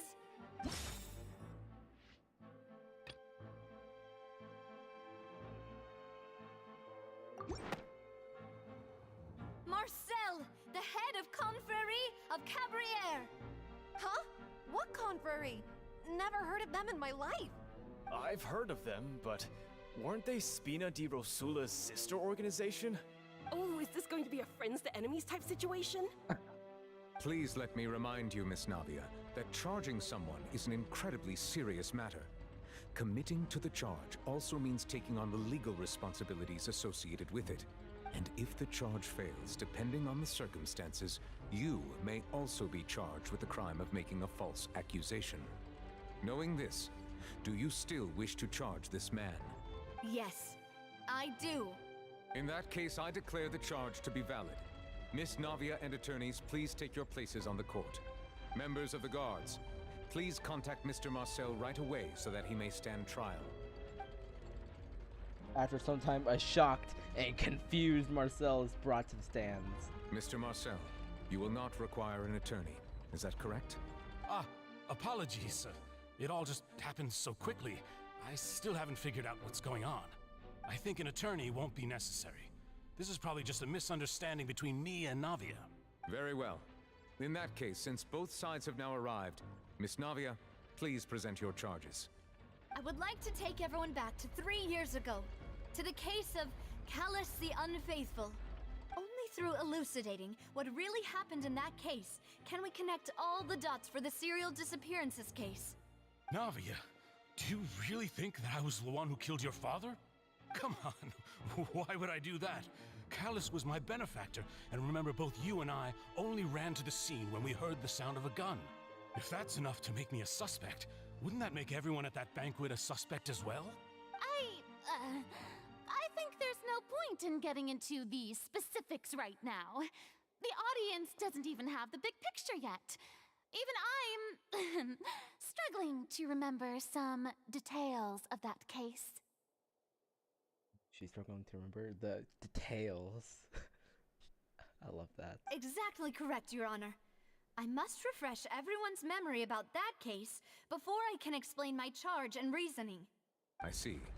In which case, I will recount the findings about that case as originally recorded by Maison Gardiennage.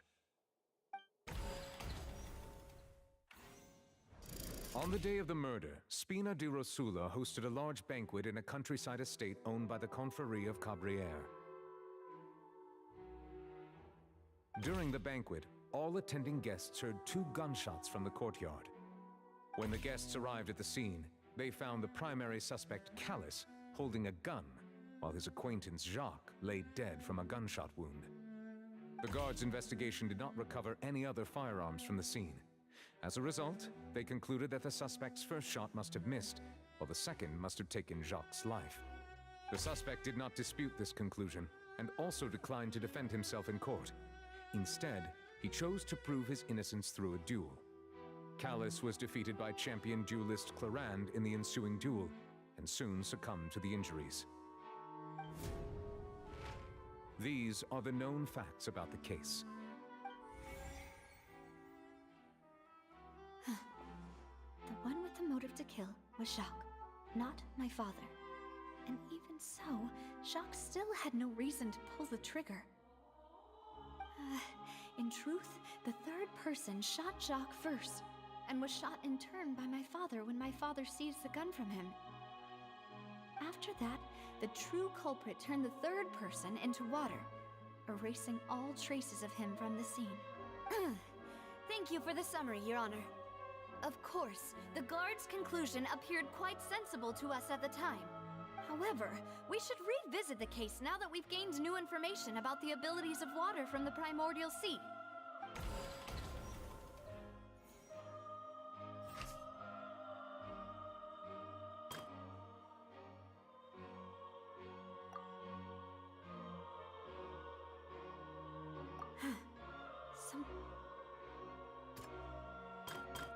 Okay.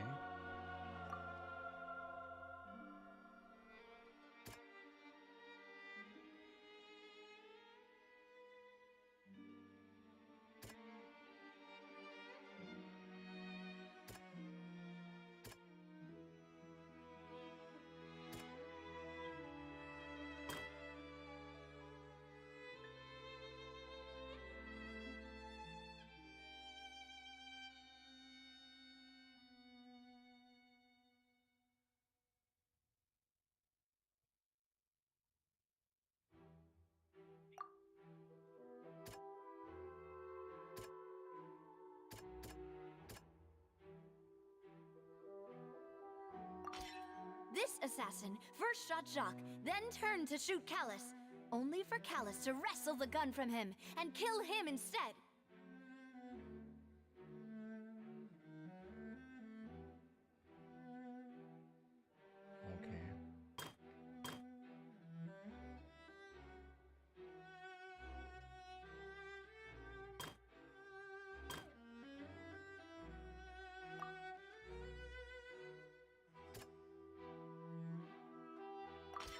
The testimony of the victim's family confirms that Jacques had thoughts of assassinating Callus when he set out for the banquet. However, in the end, he reconsidered and instead shared everything with Callus, hoping to seek the latter's protection. Unfortunately for Jacques, the true culprit had already considered this possibility and had sent out another assassin. All right.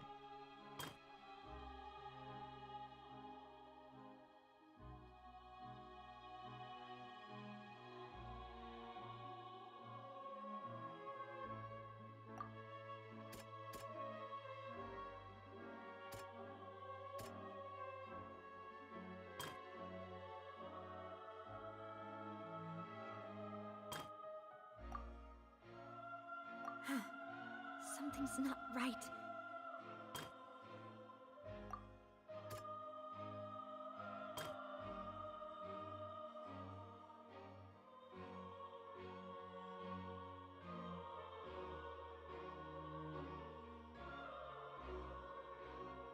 Oh. Okay. A pile of clothing was found at the scene.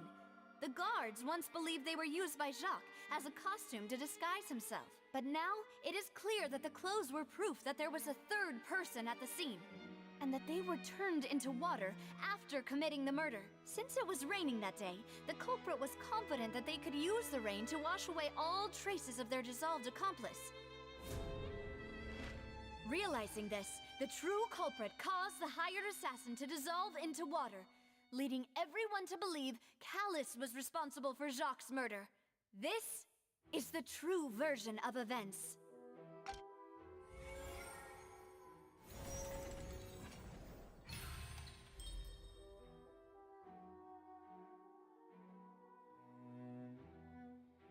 So that's what happened. Wait, you're telling me something as dangerous as water from the primordial sea has been used for all these years? What a great theory. It also explains Callus's and Jacques' respective motives. I guess they didn't shoot each other after all. Mr. Marcel, you are the one being charged with the crime. You should provide a rebuttal if you wish to prove your innocence. But I think I agree with everything Navia just said. In fact, there was nothing in her speech that directly implicated me. Then, may I ask some questions? In my opinion, we primarily need to determine two things. One, do you have the evidence to back up your claims? I'm afraid not. At least not at this very moment. Boo! If you don't have any evidence, you should just go home! I may not have the evidence with me, but I know where I could go to collect it. If we look up the deserted clothes against a record of people who went missing around the same time, we should be able to find a match. Considering the serial disappearances case, the guards probably kept careful records of all missing persons from around that time, regardless of age or gender. That makes sense to me. Monsieur Neuvillette, I would consider this to be a reasonable investigative direction. Why do I feel like Farina's acting a little differently today? Maybe she's scared of embarrassing herself again? Alternatively, she's become more diligent after charging an innocent citizen in the last trial. My second question has to do with the ensuing duel. If the truth is indeed as you described, then why didn't Mr. Callus explain himself in court? If he had testified that a person had been dissolved, he could have at least mounted a defense.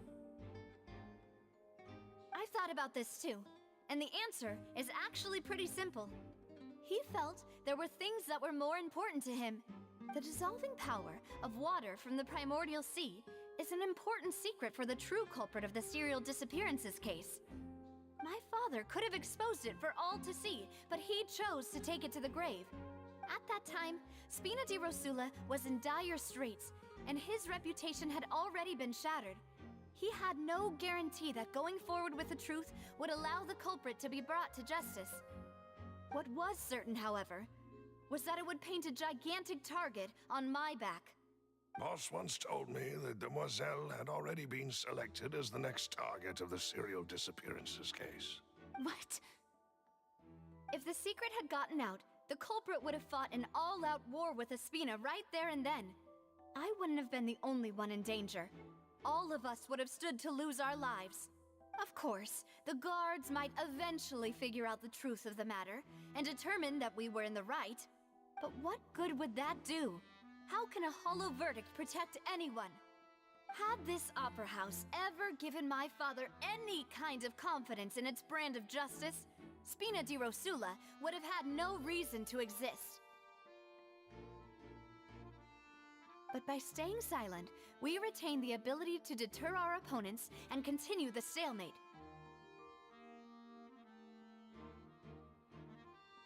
I was able to become Spina di Rosula's president, which made me harder to target, as well as giving me more time to grow and learn.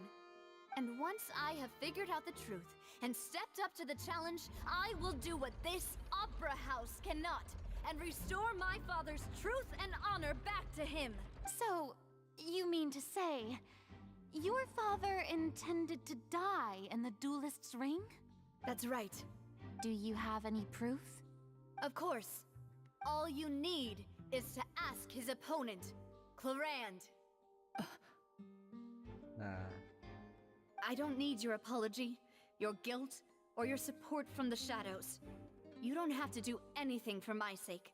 But since he entrusted his will to you, Clarand, you should tell us the truth about his sacrifice. So, during the duel, did you believe that Callus was intending to die? Yes, I did. As a champion duelist, I've fought many battles and taken a countless number of dishonored lives. In my line of work, I've seen all kinds of people give their all for the faintest hope to continue living. Some were determined, others passionate, and some even manic and twisted. Just one look and I can tell if a duelist is hoping to live or if they're looking to die. I hereby swear on my name and honor as a champion duelist that Mr. Callus never intended to leave the ring alive. Since that's your testimony, I have no more questions. It appears there really are good grounds to reopen this case. I concur. However, Miss Navia, you still have not explained the link between your father's case and the serial disappearances case. Right? What she said was fascinating, but kind of beside the point. Wait, weren't they just talking about the serial disappearances case? Of course, Your Honor. The two cases are connected via a matter of timing. In my father's case, the culprit intended to kill both Jacques and Callus. As a result, they planned to act after hearing 2 gunshots. And, at the end of Linny's trial, the culprit also only dissolved the victim in front of everyone because they realized they were at risk of being identified. The culprit could only time their actions so precisely if they were already at the scene. Coincidentally, Marcel attended both the banquet and the trial. So that's why you suspected me. Even after hearing your reasoning, I still can't help but find it a little preposterous. I'm used to it, though. You've always been an impulsive and sentimental child, Navia. It's one of your most endearing traits. No need to appeal to pathos. I won't try to refute your points one by one, but even if everything you just said was true, can you prove that I was the only person present at both events?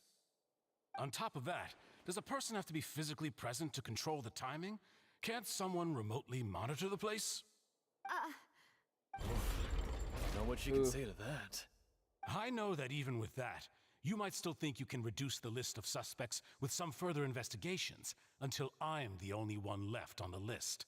Alas, who won't feel at least a little hurt by an accusation of murder from a girl you see as your own daughter? But if I were to dismiss this completely, you'd also think I'm not being considerate of your feelings. Ah well, Let Uncle Marcel teach you another lesson. Do you know what the biggest flaw in your reasoning is? I suppose you're gonna tell me anyways. It's timing again. I'm a businessman by trade. From that standpoint, there's no reason for me to kidnap young women. It's a high-risk action with nothing to gain. In addition, I left my home in Snezhnaya when I was young to come to Poisson and work in some trade. My business only thrived when I received Callus's patronage. But the disappearances began before I ever stepped foot in Fontaine.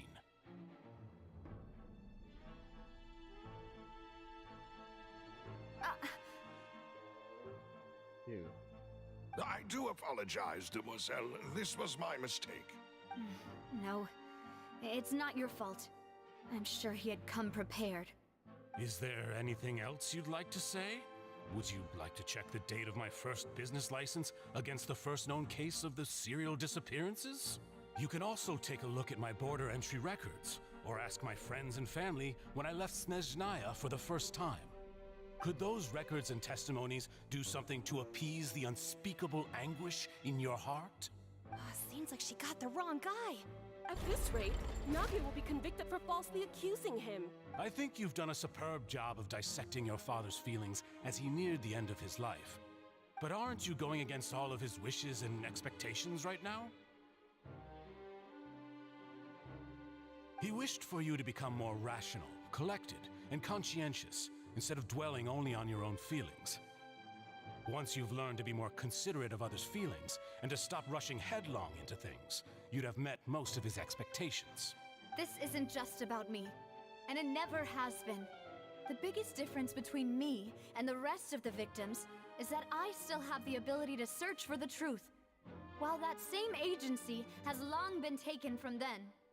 The people whose families were destroyed by synth abuse, the people who lost their loved ones to the serial disappearances, and the people who suffered tragic ends due to their sense of justice. Many people's images are flashing before my eyes. I'm sure some are coming to those of you in the audience as well. And whose image do you see, Marcel? Is it a man named Vacher? Oh. Oh, so you do know that name. I'm merely surprised you'd suddenly say the name of someone I've never even heard of. I was waiting for you to say that. A little while earlier, at the entrance to the synth production base. Okay, crap. We're gonna have to be a kid out here. We're gonna have to use Ganya's stuff.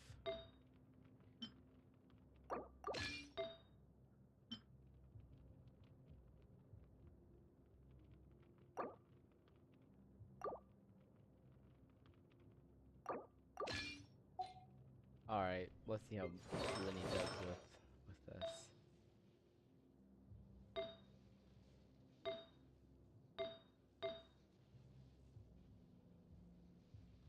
Man.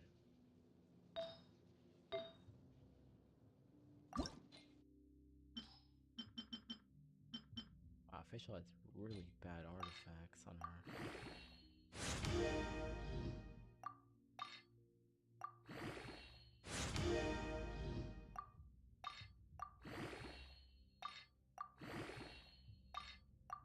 Get a crit damage roll.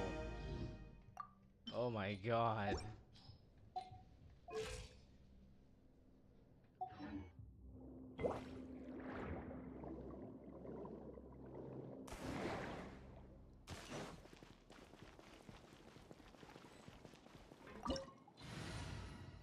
Party set?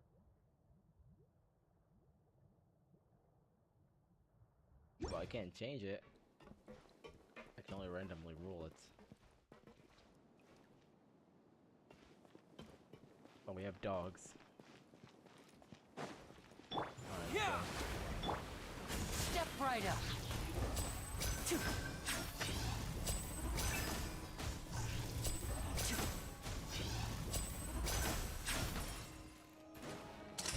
Let's get this show on the road.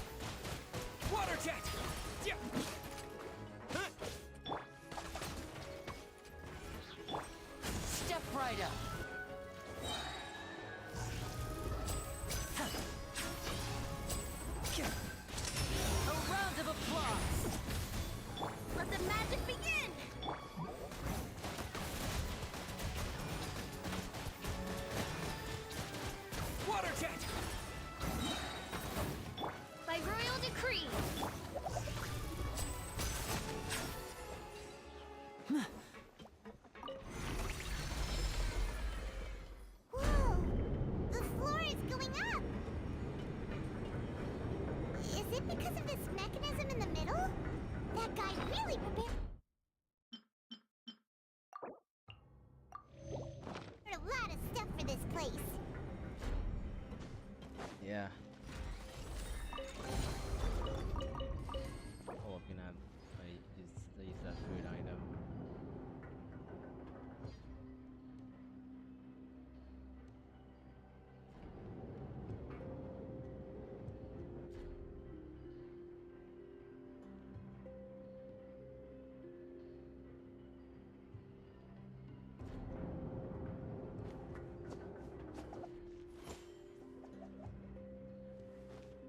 Okay, 3 out of 10 used.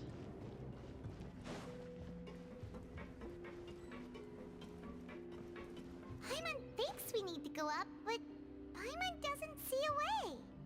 Let's take a look around. Maybe we'll find a hidden mechanism that'll show us the way up.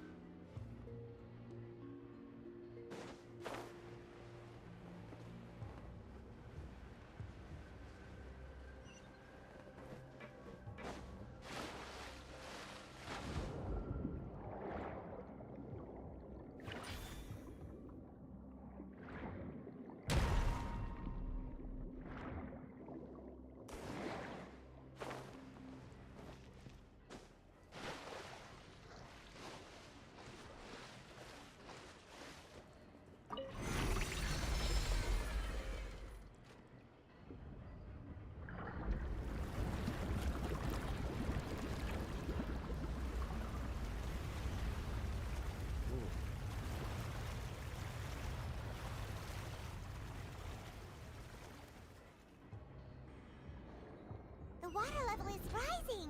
Now we can swim to the top. But this is still a ways away from where we need to go. Ah, dang it.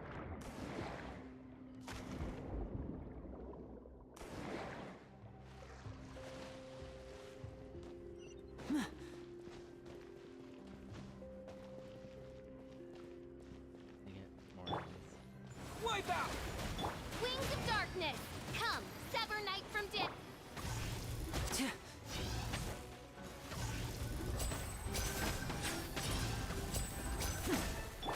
Over here! Surprise! Oz,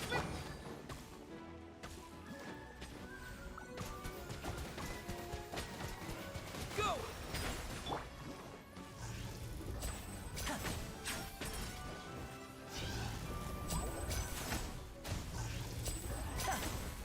Now disappear! over here! Be amazed! By royal decree! Bar gun.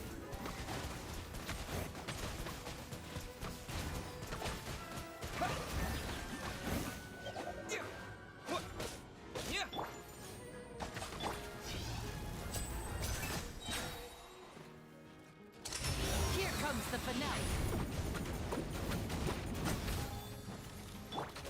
Bombs away!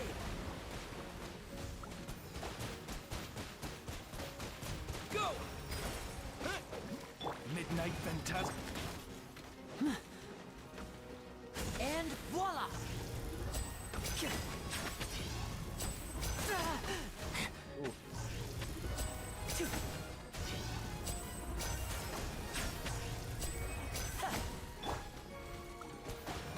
Water jet! Oz, reveal thy...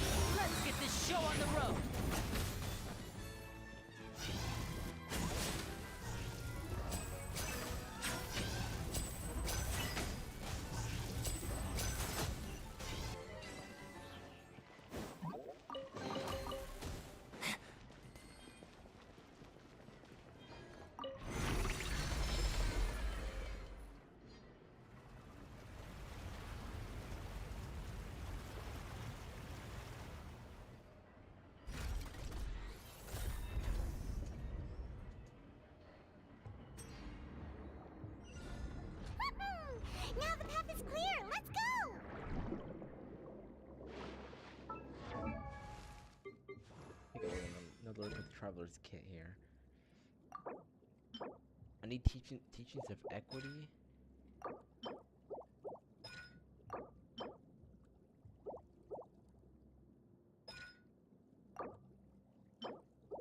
Needed talent materials.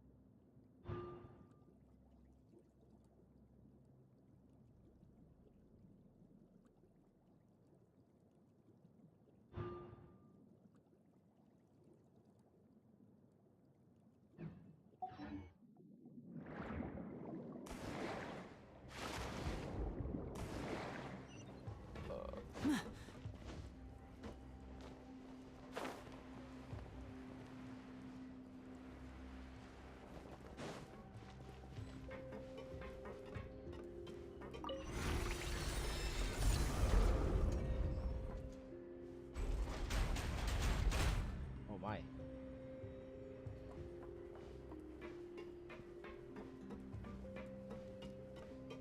Are they waiting for us?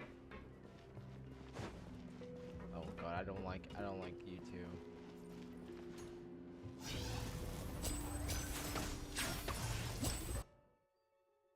Assault specialist mech.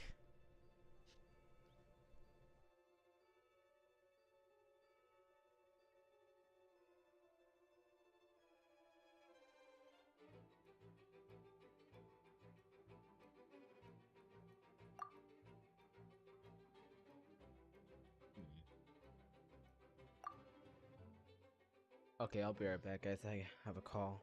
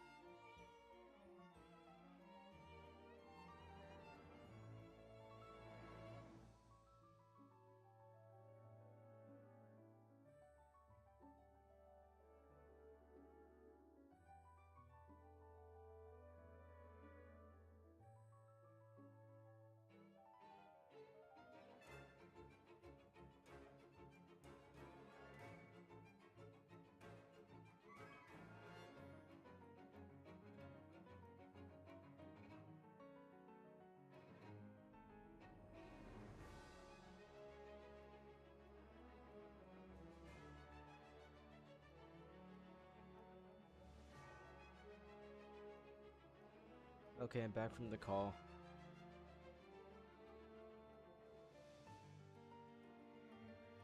Interesting.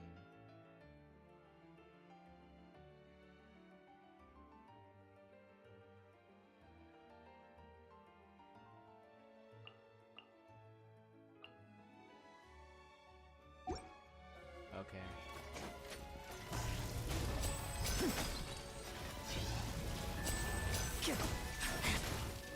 Step right up. Surprise! By royal decree! Wings of darkness, come! Go!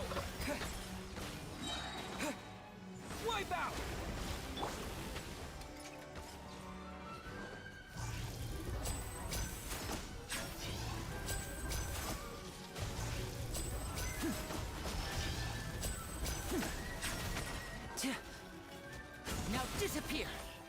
Oh. Over here.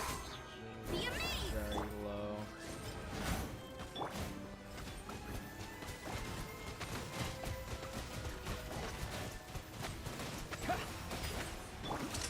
A round of applause.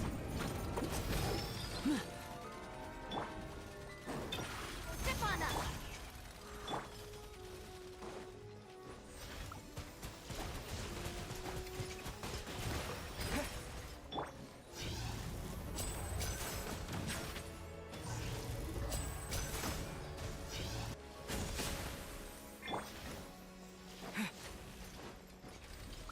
Water jet. It's done. Over here.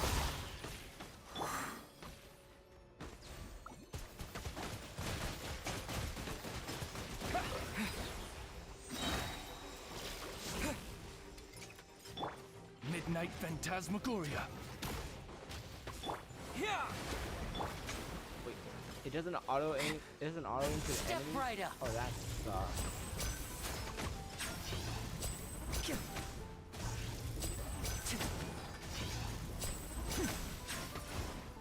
Let the magic begin. Step on up.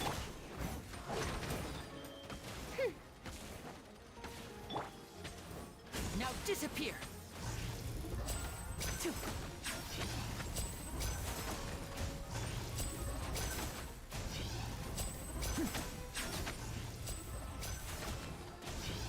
Oh, there's a dog now.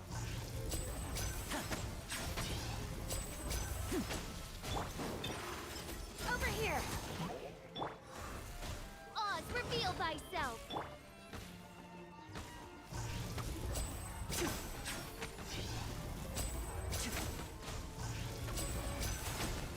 And voila! Let's get this show on the road. Step on up. Be amazed. Midnight Phantasmagoria.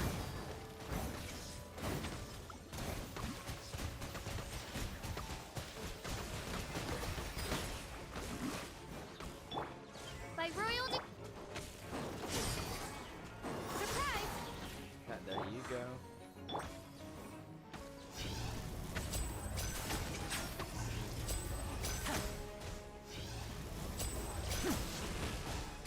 No!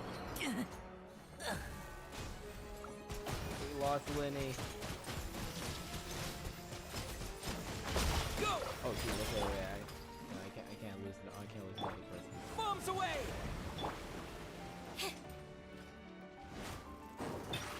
Step on up. Oz, reveal thyself. Over here. Cue the spotlight. Wings of darkness, come.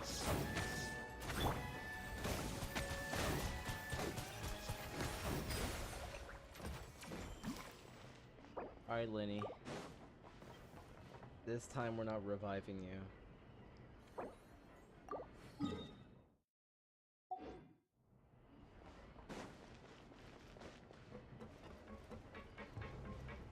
You're gonna be replaced, it seems.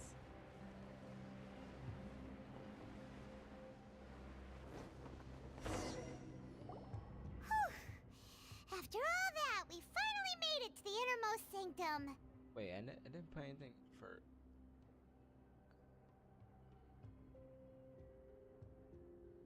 I never did play anything... I never did any rules if it's domains. Though, as expected, the mastermind isn't here. If I'm not mistaken, he's being charged by Navia as we speak. That's right. Then let's hurry up and find some evidence so we can get back to the Opera House and help Navia.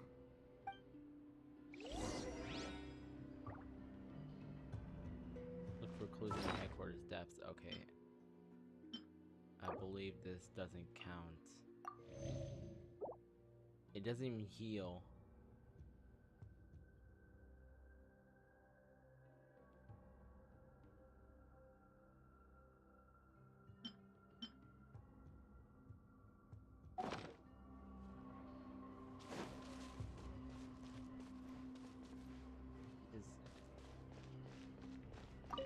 just emits an aura around it. Whoa! There's so much synth here! And so many bottles of ingredients that probably just contain the waters of the primordial sea. So many. Mixing in progress. Ready to drink? Stock sample? Huh. They've also got all the synth pretty clearly labeled. Whoa! There's even fruit-flavored synth? Well, that definitely proves that this is where they produce synth. Yep, it's super obvious. Popular potion circulating quite widely. It gives the drinker a very pleasant experience for a short time, but its side effects are equally strong. The producer uses these special characteristics to earn a massive profit from its trade.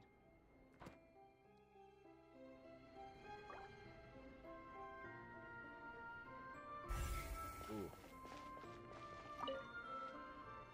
What's this over here? Looks like some kind of place for research. Experiment number 16 aims to verify Jacob Ingold's research conclusions on the primordial sea and use his theory as a foundation to achieve a breakthrough. The experiment was a failure. No individual managed to resurface from the water from the primordial sea.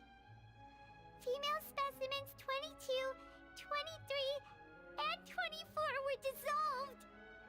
Oh my god. Calm down, Paimon. Sorry, Traveler. Paimon will try her best.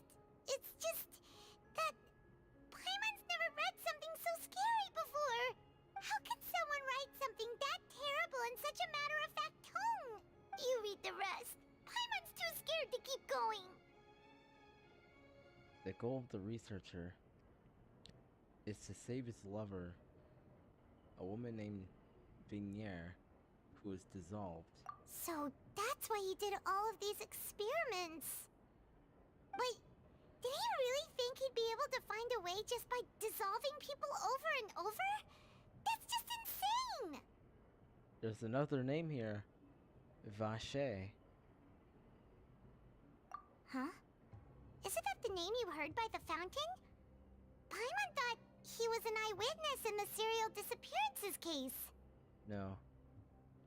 He is the researcher.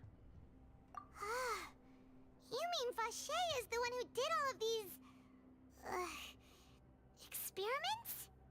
Yes, he signed off on a bunch of the experiment reports. The woman I heard from the Velma is probably Vignier. So that's it! Vache was no victim, but personally took his lover and... No, that's not it either! If that's the case, why would he want people to resurface from the water? There must be more to this than meets the eye. In any case, Paimon will write it all down. Oh my god.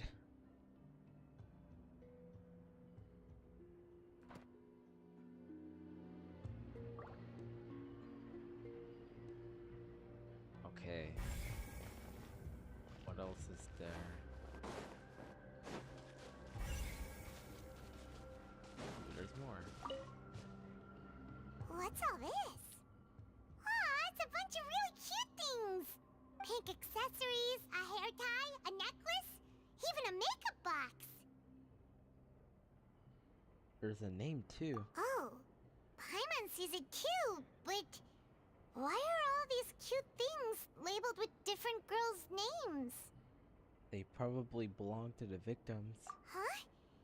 You mean the girls from the serial disappearances? They were brought here? And then they were turned into water. And all the boxes of things. These names. That means... Oh, this is terrible! You discovered objects within the containers labeled with the names of those who owned them within the depths of the HQ. The names here must have something to do with the victims in the serial disappearances case. This might be proof that this was their final stop.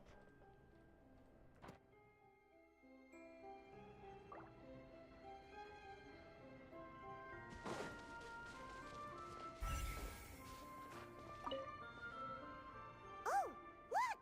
There's an important looking basin over here, and it's full of water! That must be the water from the primordial sea. That means this is where they make all the synth! And that special water is the main ingredient! If you dilute it with normal water, you'll get synth, but the pure stuff can dissolve a human! Paimon will take notes on this incriminating evidence! The pool found within the HQ is filled with water from the primordial sea. The mastermind can use this to create synth and directly use it to dissolve people. What a weapon. Let's see what's written here. Nothing escapes Detective Paimon's eyes. Callus. Navia's father. Oh, this seems to be an investigation report on him. It's probably related to his and Jock's case. Yep, it's about finding someone to assassinate Jacques and Callus because of a lack of confidence that Jacques himself would go through with it. This should prove the existence of the third person, right? Is there anything else? We still have not determined the exact content of the key information Callus has passed on to certain members of his organization. The old dog's a real menace to deal with. Even if he abides by the promise he's made to us, he will still have the upper hand. He can act whenever he wants to make our lives miserable. The only option left is to remove him from the picture entirely. I concur. Let's send someone to kill him. He won't declare war as long as we don't touch Navia. My god. Oh, seems like we've got a bunch of correspondence between the higher-ups. They planned this well in advance. They're all just so evil. Clues concerning the Callus case that were found inside the bookshelf. The mastermind did not believe that Jock would do the deed, and thus sent a third party to ensure Callus's death. The content that followed also defined the culprit's motive to some extent. We've looked at almost everything here, and it seems like our theories were spot on. But who really is its Vache? yeah, we haven't found anything that reveals his true identity. No wonder even Neuvillette wasn't able to find anything. Whoever it is probably destroyed everything to do with that name a long time ago. That way, even if we bring all this back to the opera, we won't be able to identify the true culprit. Clever. But maybe not clever enough. Let's look again. Sure thing. Paimon won't admit defeat to this guy either.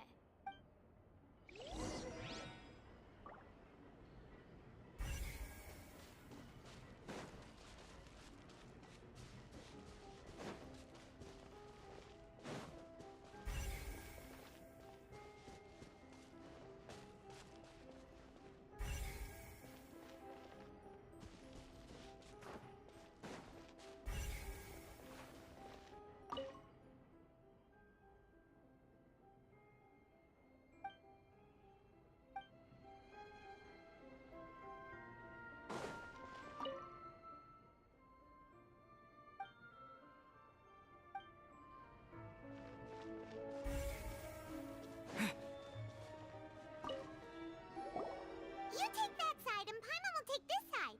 Check everything carefully. We'll find something for sure. After some time. Nothing at all. And Paimon can't even find snacks either. Paimon? Paimon, I found it. Whoa, really? Let Paimon see. Vinier. Isn't that Vache's lover's name? Then you found her diary. Let's see. Aw, it's just a normal diary chronicling their love story. She was so sweet, too. Oh, Paimon feels even worse for her now. Take a look at this page. She made a list of baby names. So many! A whole page's worth! But they're all crossed out. Was she unhappy with all of them? The final name she decided on was... Marcel. Huh? Wait, but Marcel's pretty old. Has this case been going on for so long that he's Vacher and Vinier's grown son? I figured it out. Let's go, Paimon. I haven't. Hey! Paimon still hasn't figured it out yet. A notebook belonging to a lady named Vignier. She records many stories of her time with her lover, Vacher. On one of these pages, she prepared many names for their future child, and the name she settled on in the end was Marcel. After obtaining the final piece of key evidence, he raced back to the Opera Epiclese. And whose image do you see, Marcel? Is it a man named Vacher? Oh, so you do know that name. I'm merely surprised you'd suddenly say the name of someone I've never even heard of. I was waiting for you to say that. Navia! We're back! As expected of my partner. I just knew you'd return in the nick of time. Just how often do you intend to flout the rules of this court? It's all right, Monsieur Nervalette. Given their confidence, I expect they've found the crucial evidence. You say you never heard of Vacher.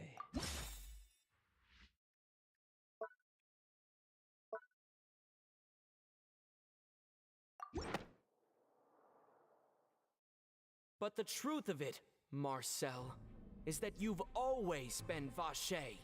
Oh my god. Plot twist. And we finally spoke. Huh? We've investigated your lair and we already know everything. After your lover, Vinier, was dissolved, you kept abducting young women to experiment on the hopes of bringing her back to you. You even created Marcel as a new identity and destroyed all records of your past as Vacher. So that's it. Even the villains in opera performances rarely go that far. And with that, Marcel's motive has now been established. This information regarding your past also dismantles your prior timing defense. Well, Marcel, do you know where you went wrong? You fixated your gaze on the lover that passed away, instead of paying attention to the living people around you. So, you never noticed how we changed, or how we grew as individuals. You also never understood Boss's real expectations for his daughter. Or our determination to see things through. Yeah, it's over. Your determination. Mr. Marcel, please speak up now if you would like to defend yourself. Otherwise, the trial will move on to the next stage. Do you really think I wanted to do any of this? Pay attention to you? What for? Have you ever paid attention to me? Ever empathized with my pain? Ever known how it feels to watch the love of your life dissolve right in front of your eyes? No one helped me.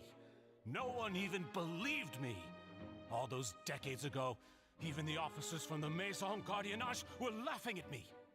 They said there's no way a human being can turn into water. So I must have gone mad from grief. Vinier's death was brushed away by all of you as if it didn't matter at all. Well, now you know, don't you? Ha! Well, it's too late now. All those who were dissolved are gone forever.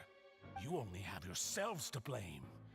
You set up this ornate opera house in pursuit of your so-called justice, your beloved drama, while turning a blind eye to the suffering of the people. Vinier is dead. We promised each other that we would always be together.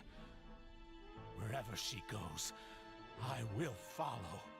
But I'm not from this blasted place, so I can't be dissolved, no matter what I do.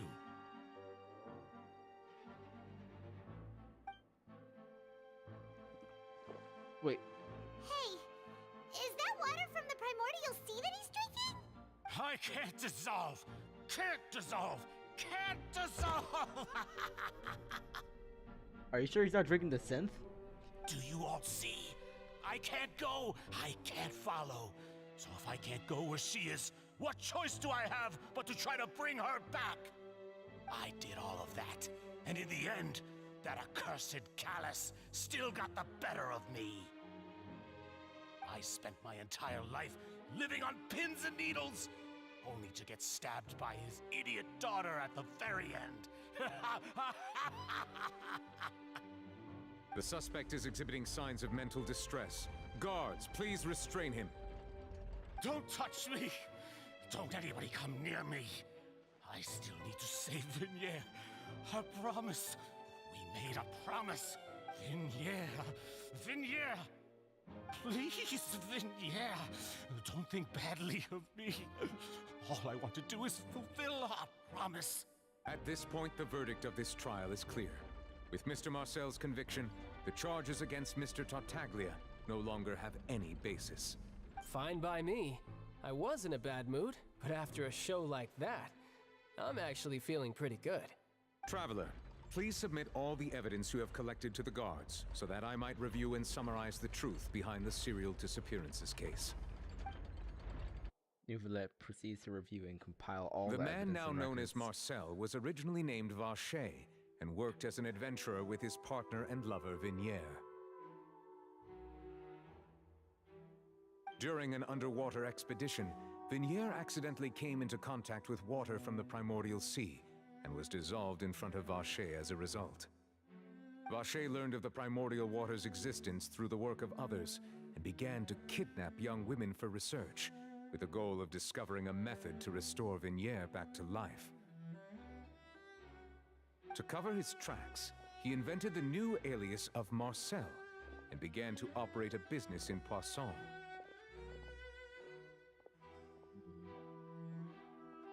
During the course of his research, Vacher discovered that a diluted concoction of water from the primordial sea can induce feelings of euphoria, and began to manufacture and market synth. However, as he accumulated wealth to fund his continued research and expanded the scope, he came into conflict with Spina di Rosula. After exchanging blows with Spina di Rosula for many years, Vacher decided to assassinate their president Callus at a banquet. Although the assassination did not go as Vacher expected, he was able to turn Callus into the murder suspect by dissolving the assassin he sent to the scene.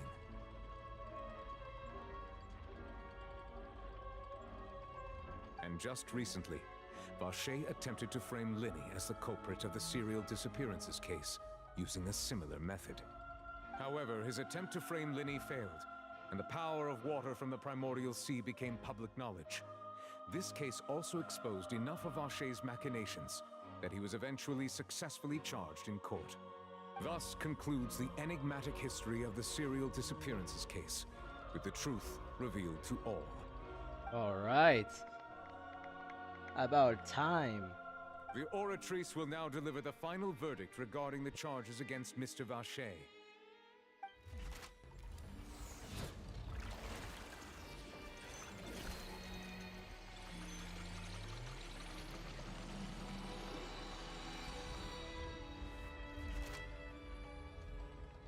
According to the judgment of the Oratrice Mécanique d'Analyse Cardinale, Mr. Vacher is guilty. Oh, all right. Guards, take Vacher away. Good. It's what he deserves. With that, the serial disappearances case is over now. We really just witnessed history. Who would have thought the true culprit would be such a polite and well-spoken guy? Yippee! We helped Navia bring the bad guy to justice! He's hurt so many innocent people and now he's finally getting what he deserves. Huh? Are you okay? Navia. Demoiselle, you were absolutely brilliant. The day our late boss had always hoped for has finally come. You can rest easy now, knowing justice has been served. Yeah. It's finally over. It's all thanks to you guys. And my partner. See, Papa? Spina di Rosula's still doing well with me at the helm. Well now, hasn't this been a most delicious piece of drama? The villain has been caught, justice has been served, past wrongs have been righted, and it's a big ol' happy ending. Since it's been such a great show, I'll just let the false accusations against me slide. Either way, I've still got some business to attend to, so if you'll excuse me... Please wait just one moment, Mr. Tartaglia. What now? None of this has anything to do with me. According to court protocol, since this trial was initiated due to a charge against you, a verdict must also be made regarding the initial charge before the trial can conclude. Oh, come on. Is this really necessary? Haven't you already caught the real criminal? Isn't it time for side characters like me to exit stage left? Please respect the laws of Fontaine. This has always been the rule. All right, but this sure is a lot of hassle. All I need to do is stand over there, right? Let's just get this over with. Through evidence presented in the public trial that was just held, it has been established that Mr. Tartaglia has no direct connection to the serial disappearances case. The guilty party has been identified, and thus it is logical to suppose Mr. Tartaglia is innocent of the charges. We now turn to the Oratrice Mécanique d'Analyse Cardinale to render the final verdict on the charges. Again? According to the judgment of the Oratrice Mécanique d'Analyse Cardinale, Mr. Tartaglia is guilty. Tartaglia? What? Hey! That's not funny! Didn't you just say I'm supposed to be innocent? What's with this verdict? Is your justice machine malfunctioning? Huh? This has never happened before. The Oratrice actually returned a different verdict from the Chief Justice. I mean, have you ever heard of an innocent Fatui Harbinger? Do you think the Oratrice might have just convicted him on general principle? But weren't the charges about the serial disappearances case? No matter what else he's guilty of, it shouldn't affect the verdict in this case, right? Yeah, just what is going on here? The judgment of the Oratrice Mécanique d'Analyse Cardinale is, by law, the final verdict of the court. We must accept the guilty verdict. No. Guards, please take the suspect into custody per court protocol. This is gonna go well.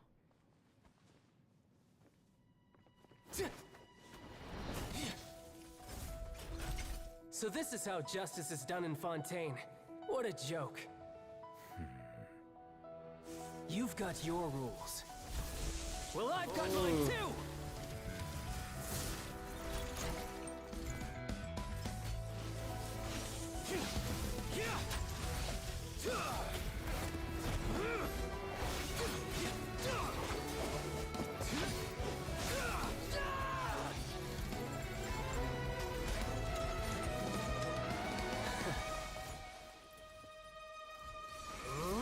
No. Is he transforming?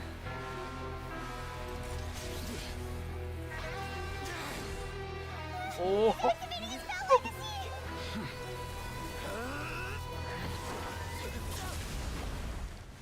Oh.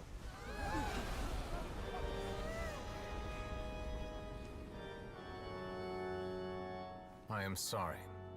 If you have been wronged, we will find the truth. But the rules of the court must be upheld.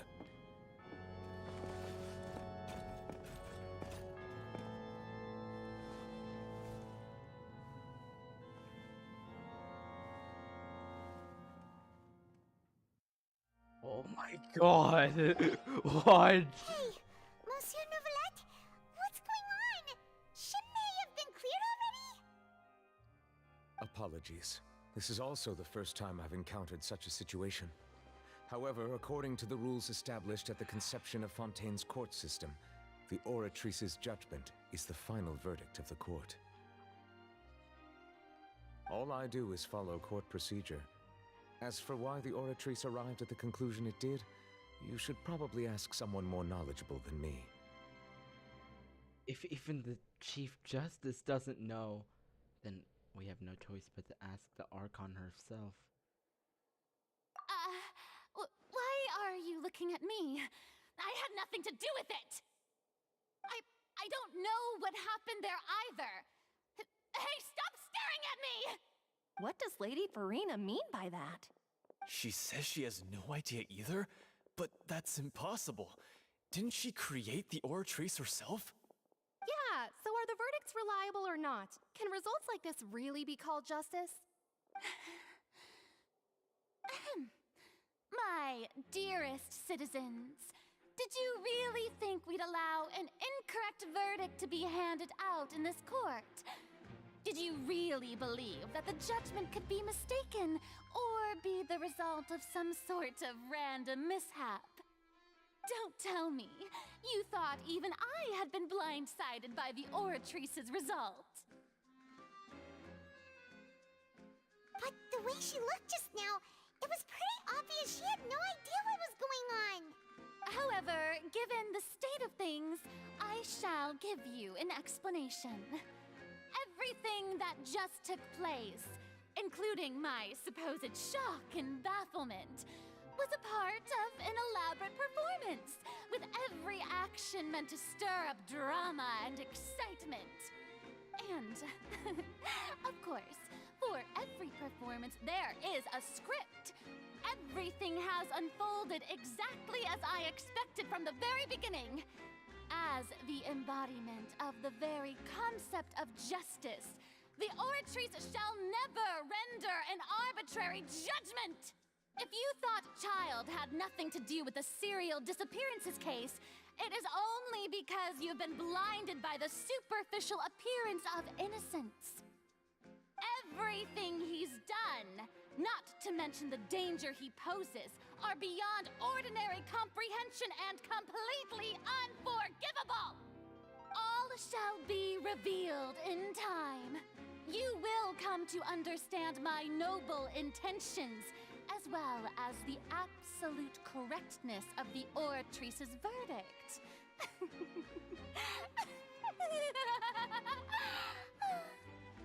Now, having said that, although I hate to leave things hanging in suspense, it is now time for this performance to end. As the lead actress, I shall be the first to take my leave. Toodaloo! So she chose to make her escape after all, did she? So you're saying we shouldn't put much stock into what she just said? She probably just put on that performance to save face. As for the truth, it's unlikely that she actually has any idea.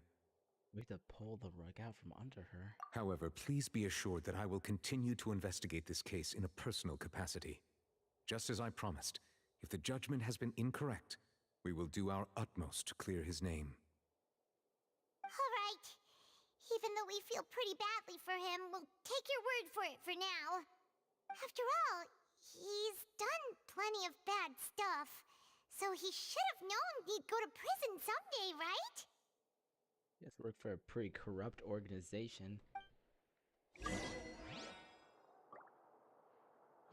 Alright, well, let's get out of here. Do you have anything else to say to me? Oh, Monsieur Neuvillette! That power you showed when you took him down.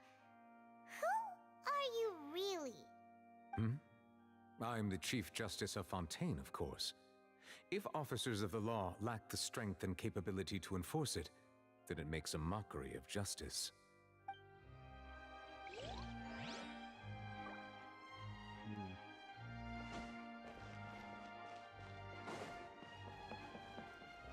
Well, we'll find out soon. Next version we'll get a new Archon quest. And as opposed to story quests for a new vet.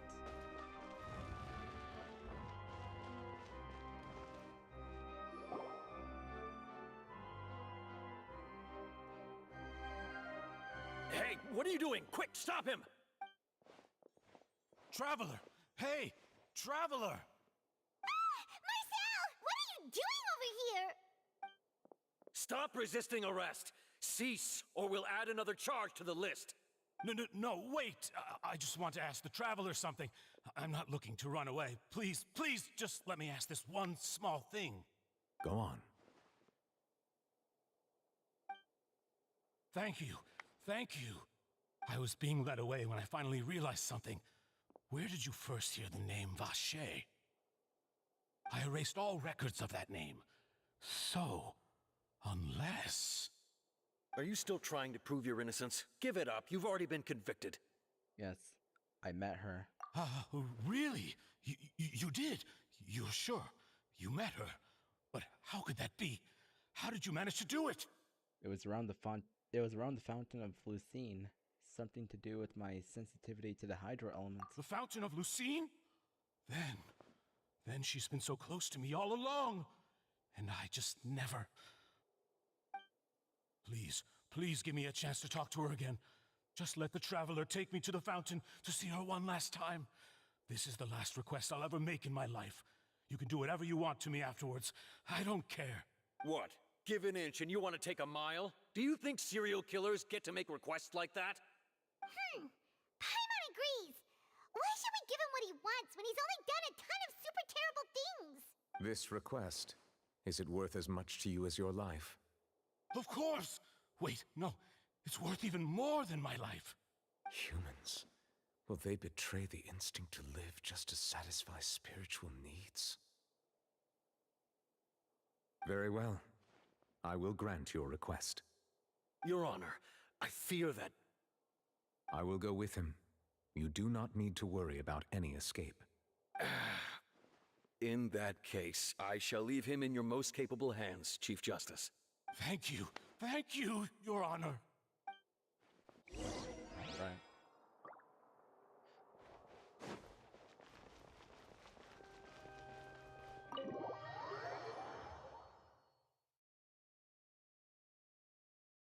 I wonder what will happen now. Now that these events are over, what will happen next? Because, we still have 2 main Archon quests to go. Maybe something has to do with Arlecchino. Because she was in that Fontaine trailer. You said she's here, but what do I need to do to see her? Back then, I drank water from the primordial sea. It heightened my sensitivity to the hydro elements. Yeah, and even Paimon could hear her after drinking that thing. Didn't you just drink a lot of it on the stage as well? Oh, in that case...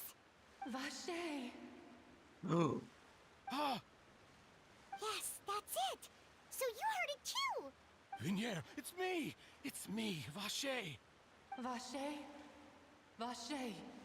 I'm here! Where are you, Vinier? I'm coming for you. I'm finally here for you. Hey, wait! Be careful!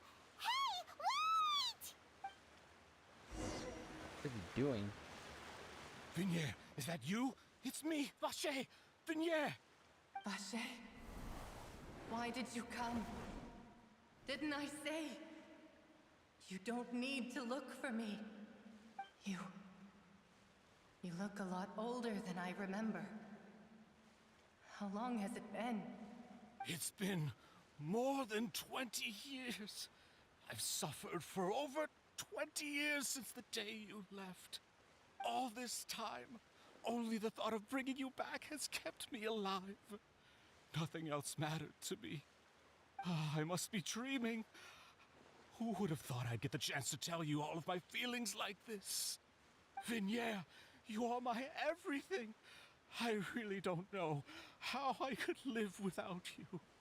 But Vacher, if you ask me, this world would be better off without you.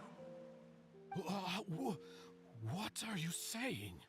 If not for you, I would have finished my law degree and probably become a top-tier attorney one day. If not for you, I would have continued to pursue my love of the arts, and my works would have been displayed in the Palais Mermonia itself. If not for you, I would at least have been able to take care of my mother. And she would not have grown old and died alone, with nothing but the tears on her cheeks It's all because of your selfishness, Vache. It's all because of you. You... Wait, you are not Vignier. Who are you? You're right. I am not Vignier.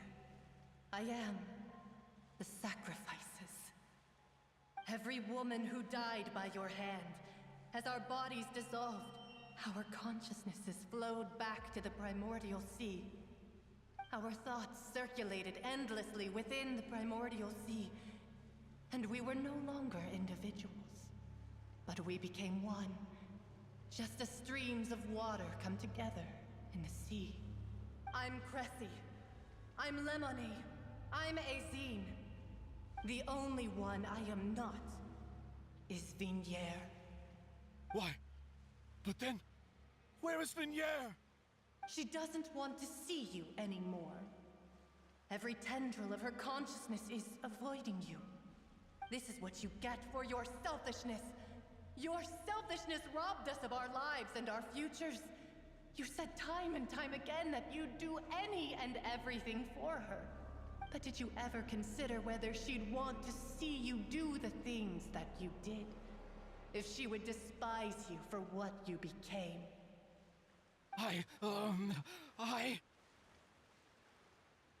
You are a liar, a heartless murderer, and a cowardly narcissist.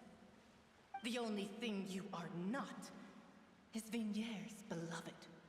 From the moment your first victim died and her consciousness merged with Vignier's, she has had nothing but pure hatred for you. It looks like I didn't meet Vignier back then either. They must have wanted me to lure Marcel here from the very beginning. No! Vignier! She can't hate me. Let me see her, please. Have mercy. You still don't understand. When I said don't look for me, that came from the real Vignier. She really doesn't want to see you anymore. But on top of that, she also said that because it's her final drop of pity for you. She said that because she knew that if you did come here, we will show no mercy to you. Vache. Vache? Vache. Vache. Vache. Vache. Drown. So angry.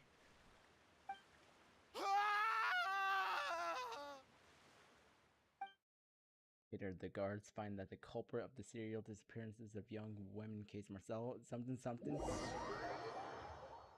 Several days later.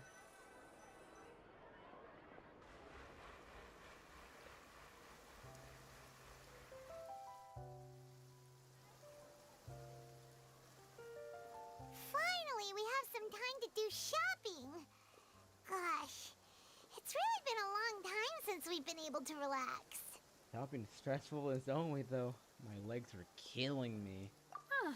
Well met, partner. I knew something great was going to happen when I woke up in such a good mood today. Even this weather can't put a damper on the demoiselle's mood. It's a pleasure to see you both again. Oh, it's a pleasure to see you, Tilsa. Oh my god, can't believe I stuttered when talking to you, Silver. Oh, hey, Navia! It's been a few days. Paimon's already started to miss you. Oh, now that I believe. I'm easy to work with and always bring home the bacon. Who wouldn't treasure having a partner like me? Sounds like you're really enjoying life these days, Navia. What have you been busy with since the trial? It's just been one thing after the other. I've been making non-stop trips between Poisson and the courts in Sen. Everyone from Spina di Rosula organized a memorial for my father. We never held a memorial when he first died, since everyone knew that even if we held one back then, no one was going to come.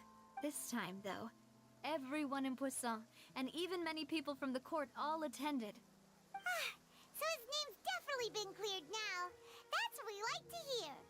It's been the dearest wish of Demoiselle all along. That blasted stubborn fool. I was right to put my faith in him. I'm so glad I didn't give up on the case all those years ago. Things turned out as well as they could have. Oh, by the way, I ran into Charlotte just after I left the memorial service. Well, maybe it'd be more accurate to say I knew she would be there, and there was no way she'd just let me go. I'm picturing it right now.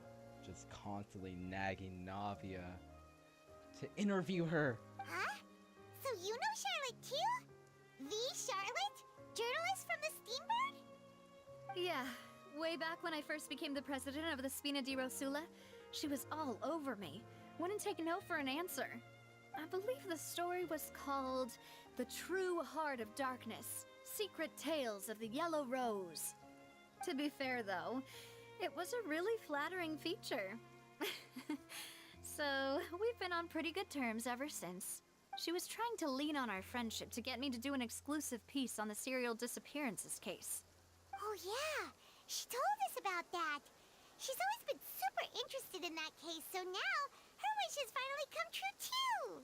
Anyway, I told her to make sure that when she writes about you guys entering the opera house with the critical evidence, that you both sound really cool. Now that's another thing to look forward to. We trust Charlotte's skills with a pen for sure. Oh, and in other news, I also took Clarand out for a meal. Oh? Oh, are you two on better terms now? While you were investigating Vache's headquarters, Clarand gave testimony on my father's behalf. It was thanks to her that we were able to turn the tide. I wanted to thank her. I mean, there's also no point in being awkward all the time, so we took the chance to reconcile with each other. Oh, that's great. Paimon also thought Clarand wasn't actually a bad person. It's always good to have more friends. Anyway, now that the case has finally been solved, perhaps it will slowly begin to fade from the public consciousness. Oh, actually, there's still one last thing I need to do. What is it? I should pay a visit to my father's grave, and tell him the truth of what happened, as well as how it all ended. And on top of that, just how much people still look up to him, to this day. That includes me, too. Miss Navia. Indeed. Can I come too? We want to go too! We also think Callus is a really admirable person. Sure thing. I'd like you two to share the moment with me. After all, without you, there might not have been such a positive ending. And in that case, everyone, let's be off. Considering the recent weather, we'll be lucky if we can reach Poisson before dark. Yeah, you're right. It's been raining non-stop for a few days now.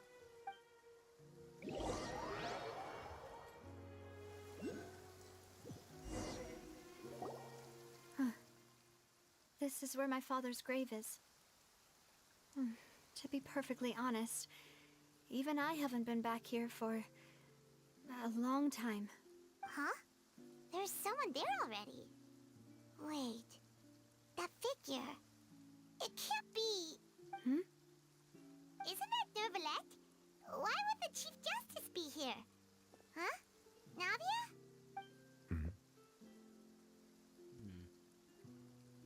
Weird to see him in this kind of area. My apologies. I should have asked before coming to pay my respects. Don't say that. Sorry about that. Oh, I was trying to say there's no need for you to apologize. I wanted to show my father how much I've grown, but still, I doubt I've grown to the point that even the Chief Justice would feel compelled to apologize to me over and over. In that case, I will stop apologizing for now. You really could use some pointers on understanding human emotions, Monsieur Neuvillette. In any case, why did you come to Poisson? Well, ever since that day, I've been turning a question over and over in my head. Just what is justice anyway? There was once a time when I didn't want to believe that there could be anything more important to humans than life itself.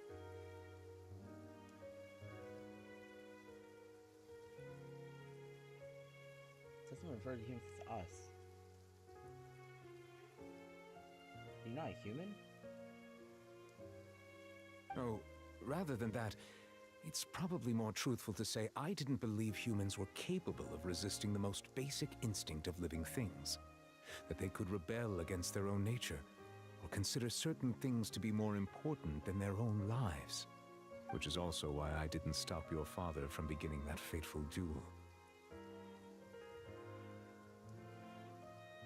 I believed that a truly innocent man would never throw away his life like that. That there was nothing, should have been nothing more important than one's own continued survival. But Mr. Callus proved me utterly and decisively wrong. If not for his sacrifice, the serial disappearances case would have remained unsolved to this day. Mr. Callus made the choice he did for his daughter, for his associates, and for many people completely unrelated to him. And in the end, from a certain perspective, one could say that he did it all for the sake of justice. A justice that's higher than life itself. So, you asked me why I came here. I just wanted to say my apologies to Mr. Callus in person. I should have noticed all of this much sooner. This regret has filled me with a sadness that has haunted me for days. That high and mighty chair in the Opera Epiclese indeed insulates one from many important things.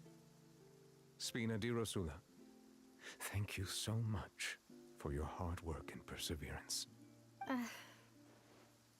I'm sorry for being mad at you before. So, you're actually one of those types that's cold on the outside, but pretty thoughtful on the inside, huh? That reminds me of Silver, one of my guys. Sorry about that. Self-expression is not one of my strong suits. Didn't I just say you don't need to apologize? Ah, so Navia and Neuvillette seem to have made their peace as well. Let's not disturb them for now. We can wait till after they're done. Oh, Navia and Neuvillette, you also pay your respects to Callus. Paimon's never paid respects at someone's grave before. Did Paimon do anything rude there? Well, you're not usually supposed to fly around someone's grave. Huh? Oh, Paimon didn't know that was a thing. But Paimon doesn't know what she would do if she can't fly. Oh no. Paimon hopes Miss Navia won't be too mad. Wow, she took it seriously. His face. Anyway, Neuvillette is still standing around there. It's not often that we can catch him alone like this, so why don't we go talk to him for a bit? If we can't talk to Lady Farina, we can at least talk to him, right?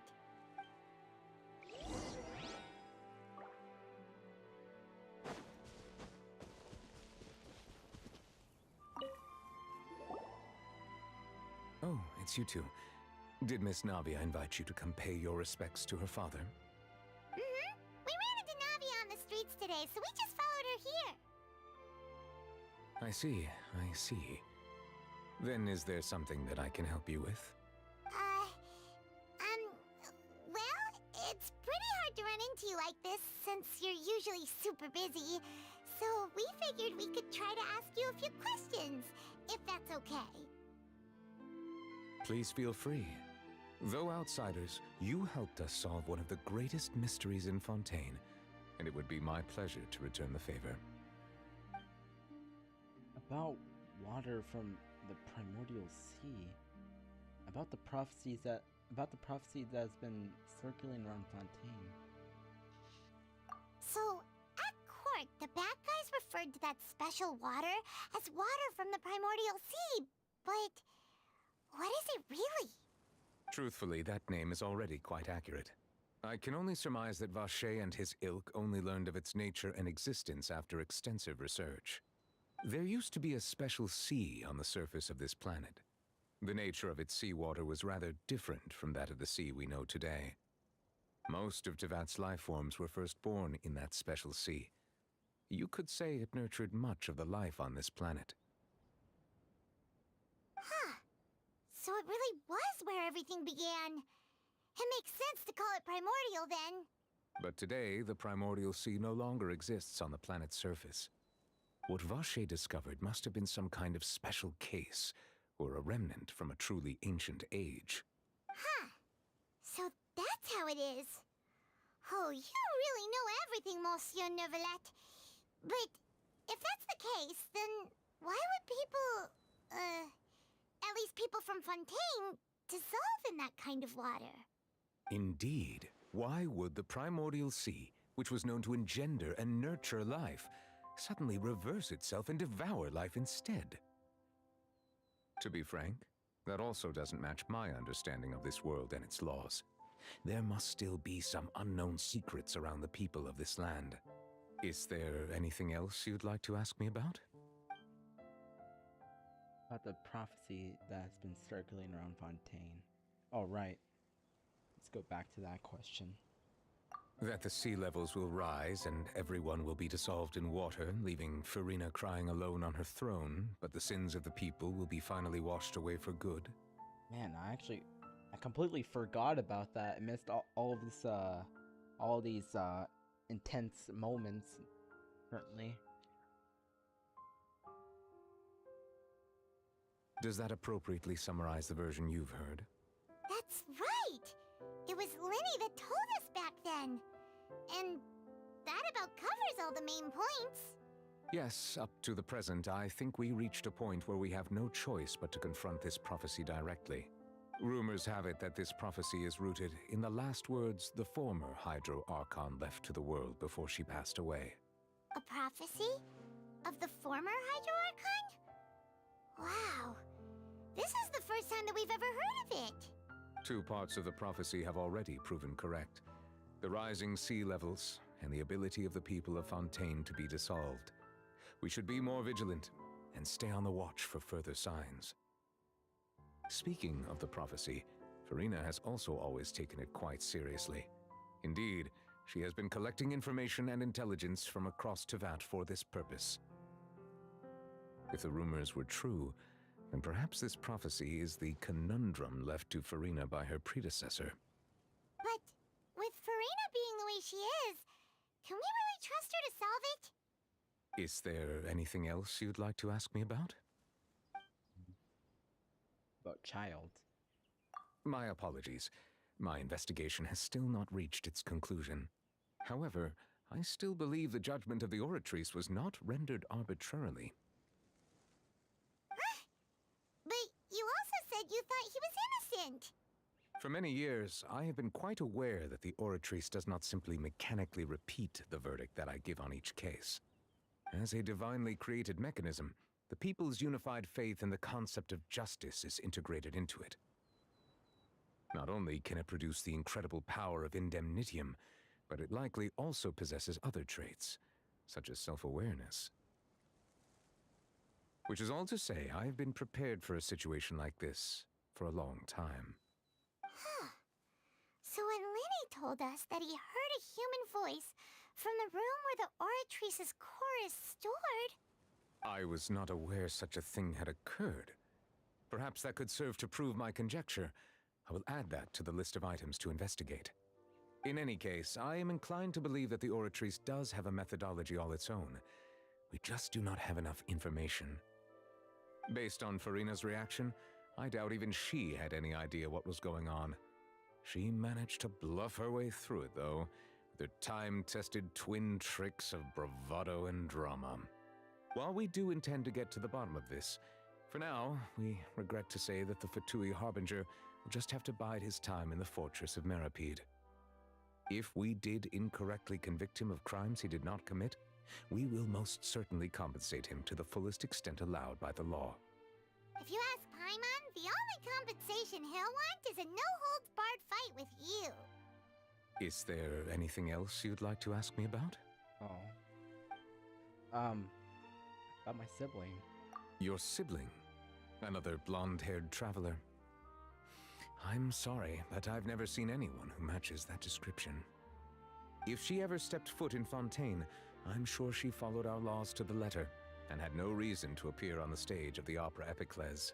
Is there anything else you'd like to ask me about?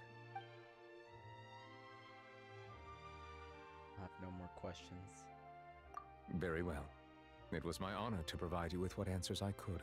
I very much enjoyed conversing with you. It will soon be time for me to leave this blissful tranquility behind and return to Palais Memornia. You really are super busy, Monsieur Neuvillette. Paimon thought you only came here to pay your respects today because you had the day off. Crime and villainy do not have the day off, and so justice must work around the clock as well. This is merely the nature of a justice's work. All right. You've got a point. Huh? Paimon just noticed that the rain has stopped. There's bones. Oh, wow.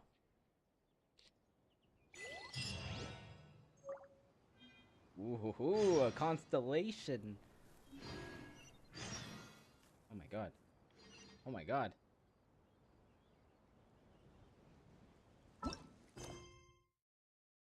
Teamward interview. Alright, well, we're done here.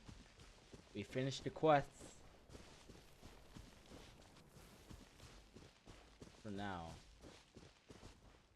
I still don't know what's gonna happen next. Really. I'm not gonna close my,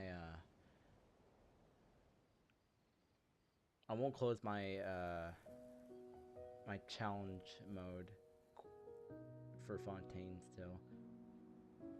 I'll close it once I know all of the main quests have been out.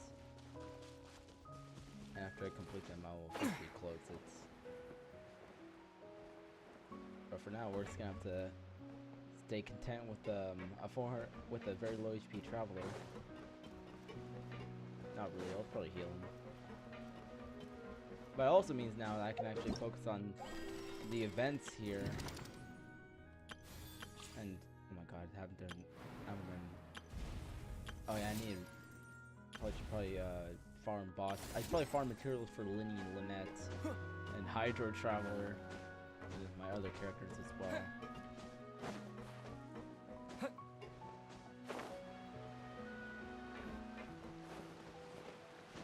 Maybe we'll do daily. Wait, let's see if I can activate daily commissions here now. Not yet. That might be what I have to go to Catherine for.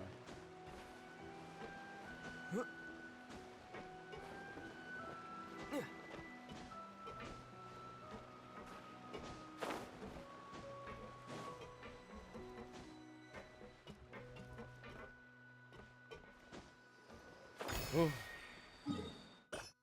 Okay. Now I can mark down my map.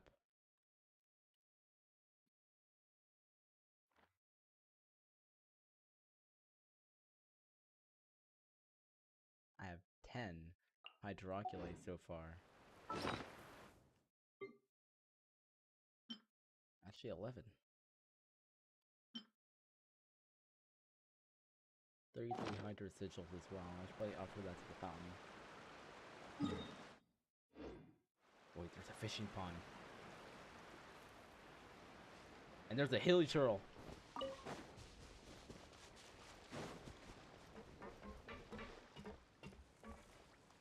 I only bring in things that have a name.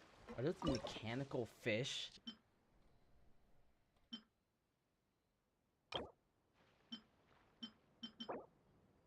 Sour bait.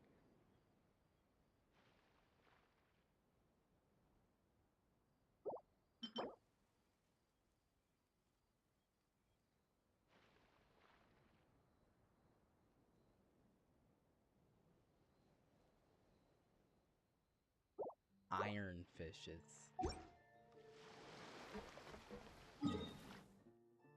Then I haven't even explored any of this part yet. I only went here to activate the statue. Now I can actually like thoroughly explore this place. There's a skeleton here. Maybe there'll be like another big world quest associated with this area.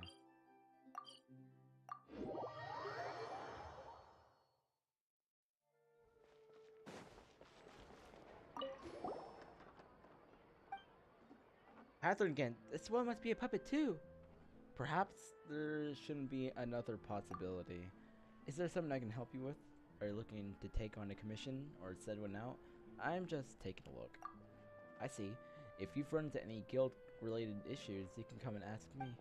I will provide the utmost service for you and answer all answerable questions.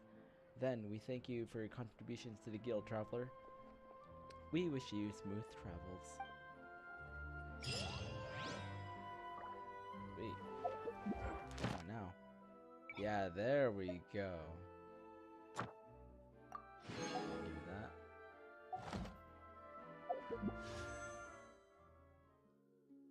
And I got, pretty sure I can got like 3 wishes under my belt now. I don't think I'm wishing for me. I don't think I'm gonna be wishing for Linny's weapon. I'm not sure.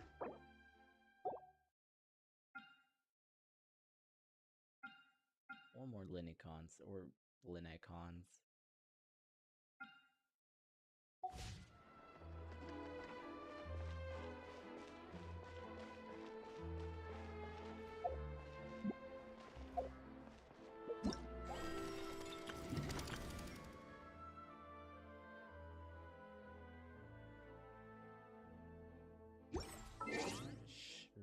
Should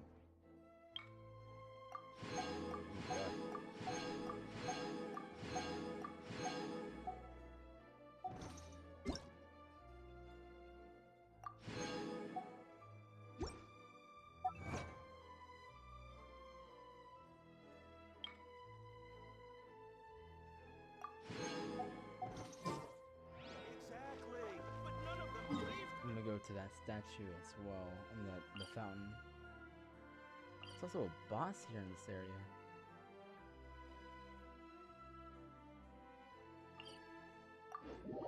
First time I've seen a boss in in a public area. I mean like an area that's populated with people.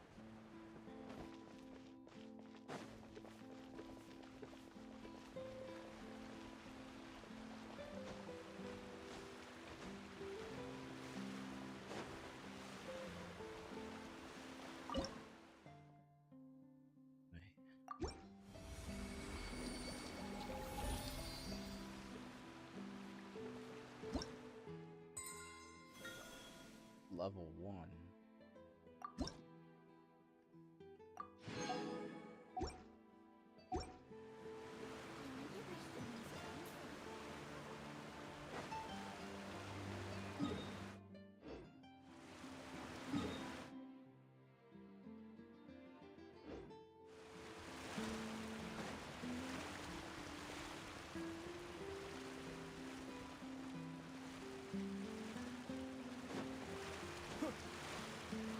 Take a look in the area where that boss is at.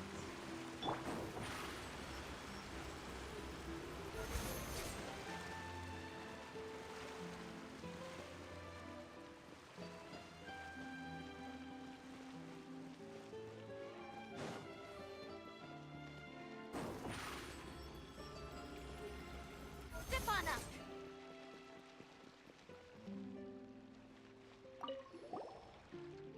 Sir, ma'am, I wish you a good morning, afternoon, and evening.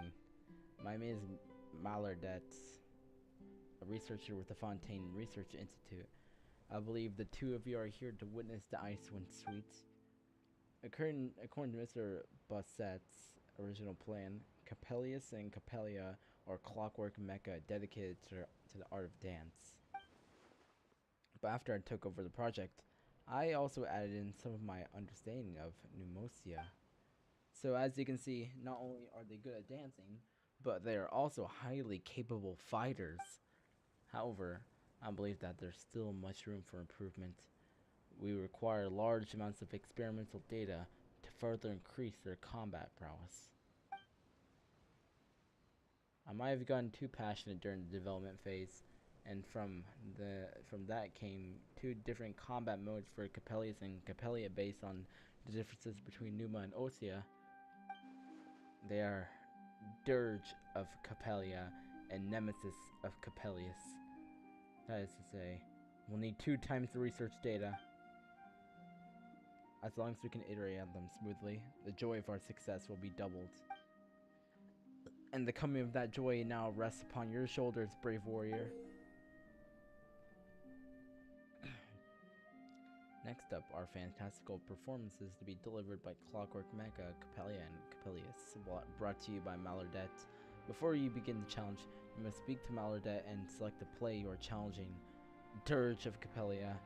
Play with the Osea charged Clockwork Mecha, Capellia as the protagonist. Alternatively, in Nemesis of Capellius, the charge emitted by the protagonist, Capellius, is Numa.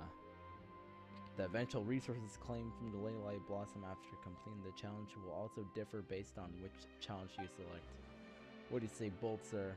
Will you be willing to join our machines in their dance?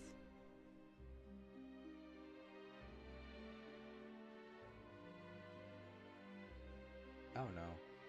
Let's do this later. What happens if I go in there right now?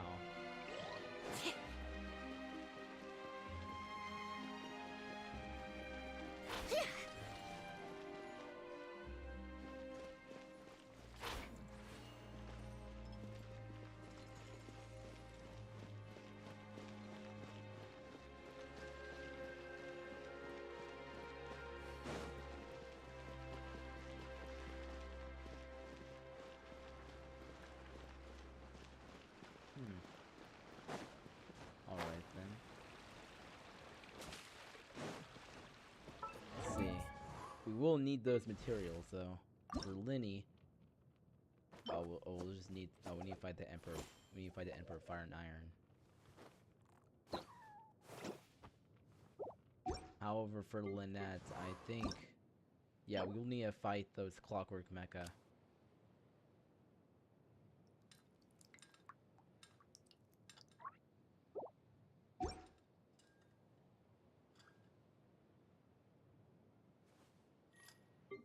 Alright, what's our constellation? Picking up a source water droplet will restore 2 energy to the traveler. More burst. Burst itself, it's no, I'm not gonna sugarcoat it. It's so bad. I thought it would auto aim to enemies nearby, but it just shoots in the direction that my traveler's facing. So it's so annoying. But nevertheless, I will try to make it good eventually. I don't know how I'm gonna do it, but I'm gonna do it. Okay guys, I think that's the end of the stream. The first half of the Fontaine Archon quests were very good. Oh my god. I don't know if it'll top Sumeru for story, but it very well has a chance. I'm looking forward to see what the second half will give us. Our next update. Oh man, I'm excited. I'll continue to explore the region. Now I can really start to explore this area now that I'm caught up with Archon quests and events. Yeah, now I'm so long as the audience thinks that seeing is believing, there's no. Okay, Lily just interrupted me. So I might want to wish for new Gillette, honestly, or Rio Tesla. I don't know. They both look so good. The more data samples, the better. But I do want new Gillette because he looks cool. He has a very, very gentle and romantic voice. Claus. I heard he's like a better version of the Traveler, and he like levitates and has a staff and everything. I bet that would look epic.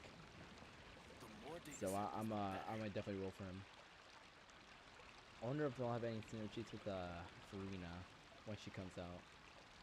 I'll try to wish for Archon. I'll try to wish for Archon, like every Archon. Well, except for Ventin Chongwei. Anyway, I will end the stream now. Thank you guys for watching. If I post any streams, I'll let anyone who's in my Discord server know. And yeah, hey, I'll do story quests maybe. I'll do story quests. I heard Linny's story quest is pretty good, so I'll probably stream that. Anyways, hope everyone has a good day, and I'll see you guys later.